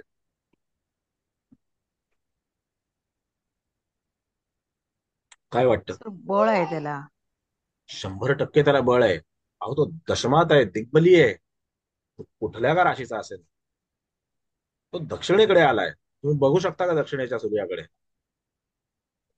उघड्या डोळ्याने नाही बघू शकत दुपारच्या वेळेला. पूर्वेचा आहे, पूर्वेचा सूर्य आहे, दिग्बली आहे, तो तुळेचा आहे. हे कोण सांगता आपल्याला? की ज्यांना आकाश रचनाच पूर्ण माहिती नाही, असा मनुष्य आपल्याला सांग. हे आपल्याला ऋषी मुनींनी शिकवलेलं नाही, तुळीचा सूर्य नीचेचा आहे. त्यांनी शिकवलेलं वाक्य असं आहे, काल पुरुषाच्या कुंडलीत तुळेचा सूर्य नीचेचा आहे. काल पुरुषाच्या कुंडलीत सोयीस्करपणे काढून टाका, काल पुरुषाच्या कुंडलीत काढून टाका आणि तुळेचा सूर्य नीचेचा सांगा. हा नीचेचा आहे, तो नीचेचा आहे. आता तुमच्या समोर उदाहरण झाली. ही ग्रहांची किमया असते. आपण काय करतो, ग्रहांना नियमांमध्ये बांधण्याचा प्रयत्न करतो. ग्रह नियमांमध्ये बांधले जात नाहीत. या ग्रहांचं वर्तन, या ग्रहांची स्थिती ही तार्किक दृष्टिकोनातून आपल्याला अभ्यासली पाहिजे. तर त्याच्यामध्ये आपण तिथे 0.01% ज्योतिष पाहू शकतो. 100% म्हणत नाही, कारण मला स्वतःला त्याच्यामध्ये 0.01% ज्योतिष येतं. त्याच्या पलीकडे येत असेल असं मला वाटत नाही. जे येतं सर ते महादेवांच्या कृपेने तुम्हाला शिकवण्याचा प्रयत्न आहे. आणि तुम्ही अनेकांनी माझ्या आधी लेक्चर्स काही ऐकली असतील, अटेंड केली असतील. येस, बोला मॅडम. एक मिनिट हा मॅडम, जरा हा मॅडम एक मिनिट बोला. सवाई साहेब. झालं सर, माझा प्रश्न झाला. पण मी फक्त तुमची एक म्हणत होतो की शंका आता जसं निरसन आपण झाली. नीचे. प्रश्न तुमचा झाला, पण तुमची शंका हो, निरसन झाली. झाली झाली झाली सर, झाली. पण आता याच्यात तुम्ही आता ते नीचेचं सांगितलं ना की तो काल पुरुषाच्या याने असतो, पण हा. आपले जितके सॉफ्टवेअर आहे, म्हणजे आपणही बघितले झाले, कुंडली असो, किस्मत असो, किंवा हे जे आहे सॉफ्टवेअर, हे सुद्धा त्याला ते तसेच दाखवतात ना, त्याला असं एरो डाऊन करून दाखवतात म्हणजे सगळे एक्झॅक्टली. सॉफ्टवेअर मध्ये. अहो, हे असं हा. का दाखवलं जातं? कारण हे सॉफ्टवेअर बघा कसं आहे साहेब, की सॉफ्टवेअर जे आहे ना, हे तयार केलं कोणी? माणसाने तयार केलं. त्याच्या अकलेने त्यांनी तयार केलं. त्याच्या अकलेने त्यांनी तयार केलं. पण त्याच्या अकलेच्या पलीकडे सुद्धा काही गोष्टी असू शकतात. हे त्याला कुठे माहिती आहे? मग त्यांनी ते नीचेचा दाखवला ग्रह, त्यांनी तो मृत अवस्थेत दाखवला, त्यांनी तो बाल्यावस्थेत दाखवला, तुम्ही अमुक अवस्थेत दाखवला, तुम्ही तमुक अवस्थेत दाखवला. त्याच्यामध्ये लागली ज्योतिषची पूर्णपणे वाट. लोकांनी त्याच्यामध्ये सगळं, म्हणजे तुम्हाला, म्हणजे मी नेहमी सांगतो, प्रत्येक लेक्चरला सांगतो की ज्योतिषची वाट कुठे लागली. तुम्हाला अमुक महादशा चालू आहे तिथे वाट लागली, तुम्हाला तमुक महादशा चालू आहे तिथे वाट लागली. त्याच्यानंतर तिथे असंही सांगायचं लोकांना की 7.5 चालू आहे, पनौती चालू आहे, तुमचा राहू खराब आहे, तुमचा अमुक आहे, तुमचा तमुक आहे. काही काही विचित्र विचित्र विचित्र कारण सांगतात आणि त्याच्यामध्ये लोकांना तिथे गंडवून टाकतात. कम्प्लिटली गंडवून टाकतात. कारण त्या ज्योतिषालाच ती पत्रिका मुळात कळलेली नसते की याच्या पत्रिकेमध्ये नेमकं बिघडलेलं काय आहे, हे त्यालाच कळलेलं नसतं. कधी कधी ज्याला पत्रिका कळते त्याला हे कळत नसतं. हा आरोप नाहीये, हा अज्ञानाचा भाग आहे, तो मी तुम्हाला उजागर करून सांगतो. कधी कधी त्याला हे कळलेलं नसतं पत्रिकेमध्ये की खरोखर ही पत्रिका याचीच आहे का. कारण जेव्हा त्या बाळाचा जन्म होतो त्यावेळेला माता असते त्या बाळाकडे पूर्णपणे डोळे ठेवून, लक्ष ठेवून, ती तिच्या वेदनांमध्ये असते. डॉक्टर त्यांचं काम करत असतात. तिथे कोणी इतर लोक काही जल्लोष करायला उभी नसतात. प्रत्येक जण चिंतेत असतो. घड्याळाकडे कोणाचं लक्ष नसतं. जो त्याच्यावरती तिथं टाइम लिहिणार आहे, त्या बाळाचा जन्मवेळ काय, त्याला सुद्धा तिथे एकाच बाळाचा जन्मवेळ लिहायचा आहे का? त्याने आतापर्यंत तिथे 1000 बाळांचे जन्मवेळ लिहिले असतील. कधी कधी त्याच्यामध्ये मिस्टेक होऊ शकते, मॅन्युअल मिस्टेक आहे ते.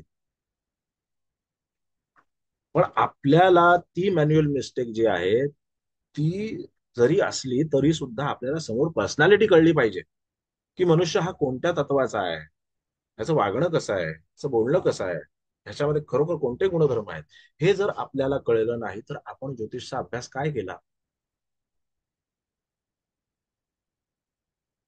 आपण ज्योतिषचा सर अभ्यास. याचा बोला सर, बोला. तर याचा अर्थ हे झाला की आपण मेष मेष लग्नाची जी मेष लग्नाची जी पत्रिका असते ती एक्झॅक्टली काल पुरुषासारखीच असते, म्हणजे तर त्याच्यामध्ये तर आपण उंची नीचीचे ग्रह बघून घेऊ. पण मेष लग्नाच्या व्यतिरिक्त बाकीचे जे 11 लग्नाच्या पत्रिका असतील त्याच्यामध्ये उंचीचा किंवा नीचीचा कसं बघायचं मग? कसं आहे साहेब, की जरी मेष लग्नाची पत्रिका असली तरी सुद्धा तुम्हाला तो ग्रह नीचेचा आहे याचा उल्लेख करण्याची आवश्यकताच नाही. कारण मी तुम्हाला त्या उच्च आणि नीच ग्रहाच्या व्यवस्थेच्या बाबतीतले कारण सांगितलं, ते फक्त आठवा. काय कारण सांगितलं मी? गुरु भाग्याचा कारक आहे. असं समजा की त्याच्यामध्ये मेष लग्न आहे आणि दशमामध्ये गुरु आहे, नीचेचा झाला ना. मग तिथे जर आपण म्हटलं की गुरु हा भाग्याचा कारक आहे आणि मंगळ जो आहे हा कर्माचा कारक. गुरु भाग्याचा कारक आणि मंगळ कर्माचा कारक असल्यानंतर या जातकाच्या पत्रिकेमध्ये तिथे तुम्ही गुरु नीचेचा आहे म्हणून जर तुम्ही त्याला म्हणत असाल की नाही याची प्रगती होणार नाही, तर चुकीचं आहे सर. तिथे पण विचार करू नका.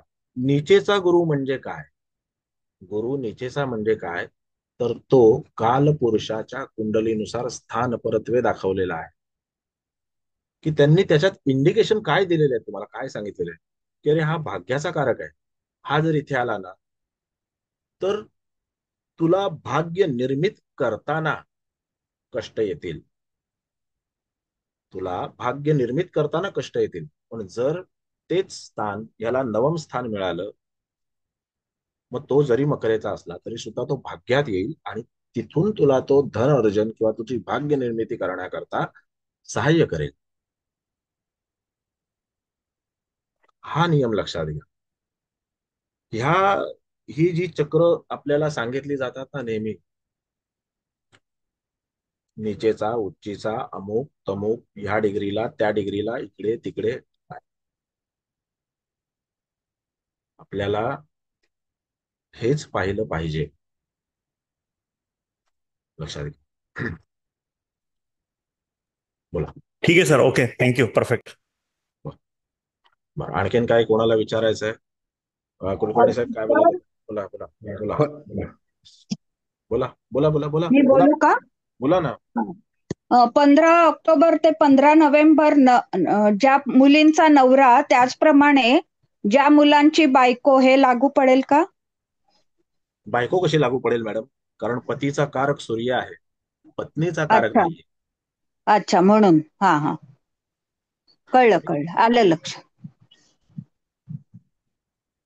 बोला. थँक्यू. धन्यवाद. बरं, बोला आणखीन. बोला सर, पटकन. हे सांगतो, एक अनुभव सांगतो. हा. एकाच्या पत्रिकेमध्ये कर्केचा गुरु लग्नी आहे हा. आणि त्याचा जो भाग्योदय झाला, तुम्ही म्हणतात ना भाग्याचा कारक आहे, तो शब्द किती महत्वाचा आहे.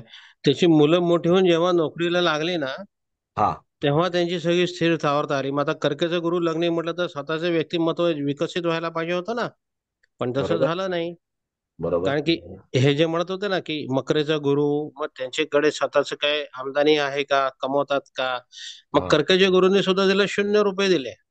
अगदी फुटकळ नोकरी केली, 10-12 हजाराची नोकरी केली आयुष्यभर. करेक्ट. मुलगा ज्यावेळेला मोठा झाला त्यावेळेला त्यांची सगळी परिस्थिती बदलली. करेक्ट. मग आता याच्यामध्ये बघा, आपण जर या गोष्टीचा विचार केला, तुमच्या ह्या मुद्द्याचा विचार केला, आपल्याला त्या माणसाची काही बाकीची इतर पत्रिका माहिती नाही, परंतु आपण जर ह्या मुद्द्याचा विचार केला तर आपल्याला ही गोष्ट लक्षात येते की गुरु हा संततीचा कारक ग्रह आहे.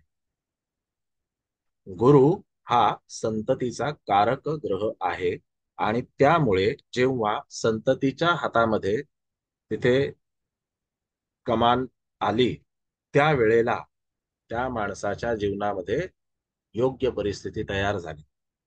कारण ह्याचं असं आहे की जर या माणसाच्या पत्रिकेत त्याचं दशमस्थान, बघा मी काय म्हणतोय, त्याने जी संतती जन्माला घातली ती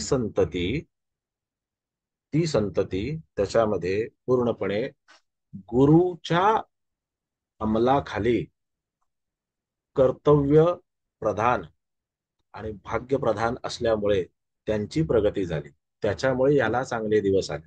पण याच्या स्वतःच्या पत्रिकेमध्ये जर आपण पाहिलं तर याचं दशमस्थान, याचं स्वतःचं धनस्थान, याचं षष्ठस्थान, याचं भाग्यस्थान हे त्याच्यामध्ये योग्य स्थितीत नव्हतं, किंवा याचे असणारे जे स्वामी आहेत ते योग्य स्थितीत नसल्यामुळे त्याची प्रगती तेवढ्या मोठ्या प्रमाणात झाली नाही. मग लग्नी गुरु असल्याच्या नंतर आपण जेव्हा असं म्हणतो की लग्नी गुरु आहे, वा छान छान, करकेचा गुरु आहे, उच्चीचा गुरु आहे, असा मनुष्य आळशी सुद्धा असतो. असा मनुष्य आळशी सुद्धा असतो. त्याला एक जो हो. मार्ग ठरवून दिलेला असतो ना, आज तुला तुला रोज इथं 10च पावलं चालायचे, तो 11वं पाऊल चालण्याचा विचारच करत. तो म्हणतो एखादं पाऊल कमी होईल तर बरं होईल. तो म्हणतो एखादं पाऊल कमी होईल तर बरं होईल, पण तो ती 10 तर 10च पावलं चाल. हा गुरुचा नियम आहे. म्हणून प्रत्येक ग्रहाला स्थान योग्य मिळणं फार गरजेचं आहे. आता जसं एक मंत्री, उत्तर प्रदेशमध्ये एक मंत्री होते मुलायम सिंग, तर त्यांच्या पत्रिकेमध्ये तिथे मीन लग्न आणि लग्नी चंद्रगुरूची युती, मीन लग्न आणि लग्नी चंद्रगुरूची युती होती. तर ह्या मीन लग्न लग्नी चंद्रगुरूच्या युतीमध्ये गुरु, जे मी तुम्हाला सांगितलं ना की संततीचा कारक आहे, म्हणजे असं नको की मी सांगतोय म्हणून संततीचा कारक आहे, नाही, गुरु मुळातच संततीचा कारक. मग ते त्याच्यात असं नाही की पुरुष संतती वेगळी आणि स्त्री संतती वेगळी, नाही, गुरु ऑल ओव्हर संततीचा कारक. त्यामध्ये तिथे जर आपण पाहिलं तर त्यांच्या हयातीमध्येच, बघा मी काय म्हणतोय, त्यांच्या हयातीमध्येच त्यांच्या मुलाच्या करिअरचा उच्चांक त्याला पाहायला मिळाला. म्हणजे तो मुख्यमंत्री झाला. बाप जिवंत, बाप मुख्यमंत्री होता, बाप जिवंत असतानाच मुलगा मुख्यमंत्री झाला. झाला की नाही हे सगळ्यांना माहिती आहे, बरोबर ना? अखिलेश यादव, हो. हो माहिती आहे. बरोबर. त्यानंतर बाप गेल्याच्या नंतर आता भविष्यामध्ये त्याचं भाग्य उजळेल असं नाही, कारण त्याचं भाग्य जे आहे हे त्याच्या पूर्णपणे वडिलांच्या बाबतीमध्ये अवलंबून होतं. आलं लक्षात?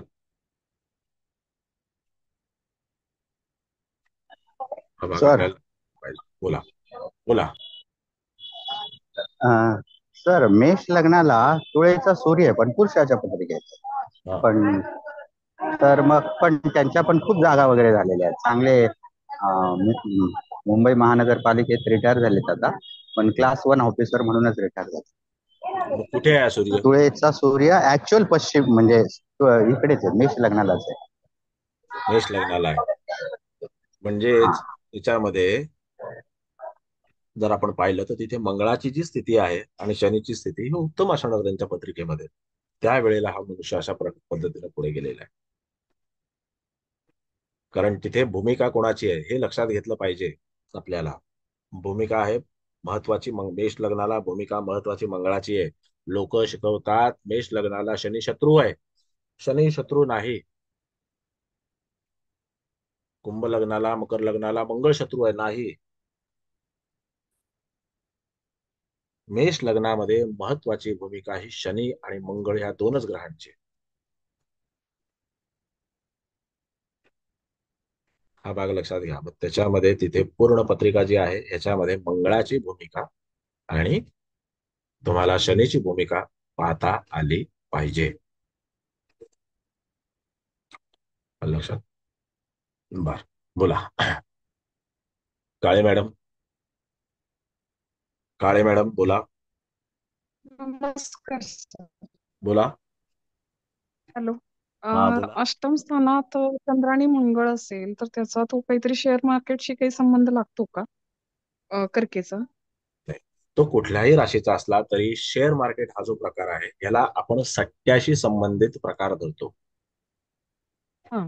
शेअर मार्केटमध्ये दोन गोष्टी केल्या जातात किंवा आणखीन त्याच्यापेक्षा जास्ती गोष्टी केल्या जात असतील. रोजचा सट्टा देखील केला जातो आणि त्याच्यामध्ये इन्व्हेस्टमेंट्स देखील केल्या जातात. इन्व्हेस्टमेंट म्हणतोय मी. हा, ओके. पण अष्टम स्थानामध्ये जर गुरु चंद्राची युती असेल तर त्याच्यामध्ये शेअर मार्केटचा कदापि संबंध नाही. नाही, मग चंद्र मंगळ कर्केचा. चंद्रमंगळ असो किंवा गुरुमंगळ असो किंवा त्याच्यामध्ये गुरुचंद्र असो त्यांचा संबंध नाही. आलं ओके. लक्षात? शेअर मार्केट करायचं की नाही शेअर करायचं मार्क हे म्हणजे नाही आपण नंतर करायचं शिकणार ना? करायचं की नाही, शेअर मार्केट करायचं का नाही करायचं ते नंतरचा भाग आहे. पहिला नाही नाही, फक्त हे आपण लक्षात. शिकणार काय असं विचारलं. बिलकुल शिकणार ना, का नाही शिकणार? सगळं शिकणार, सगळं शिकणार. मग मी हा तुम्हाला मंगळ हा पंचमेश आहे धनु लग्नाला.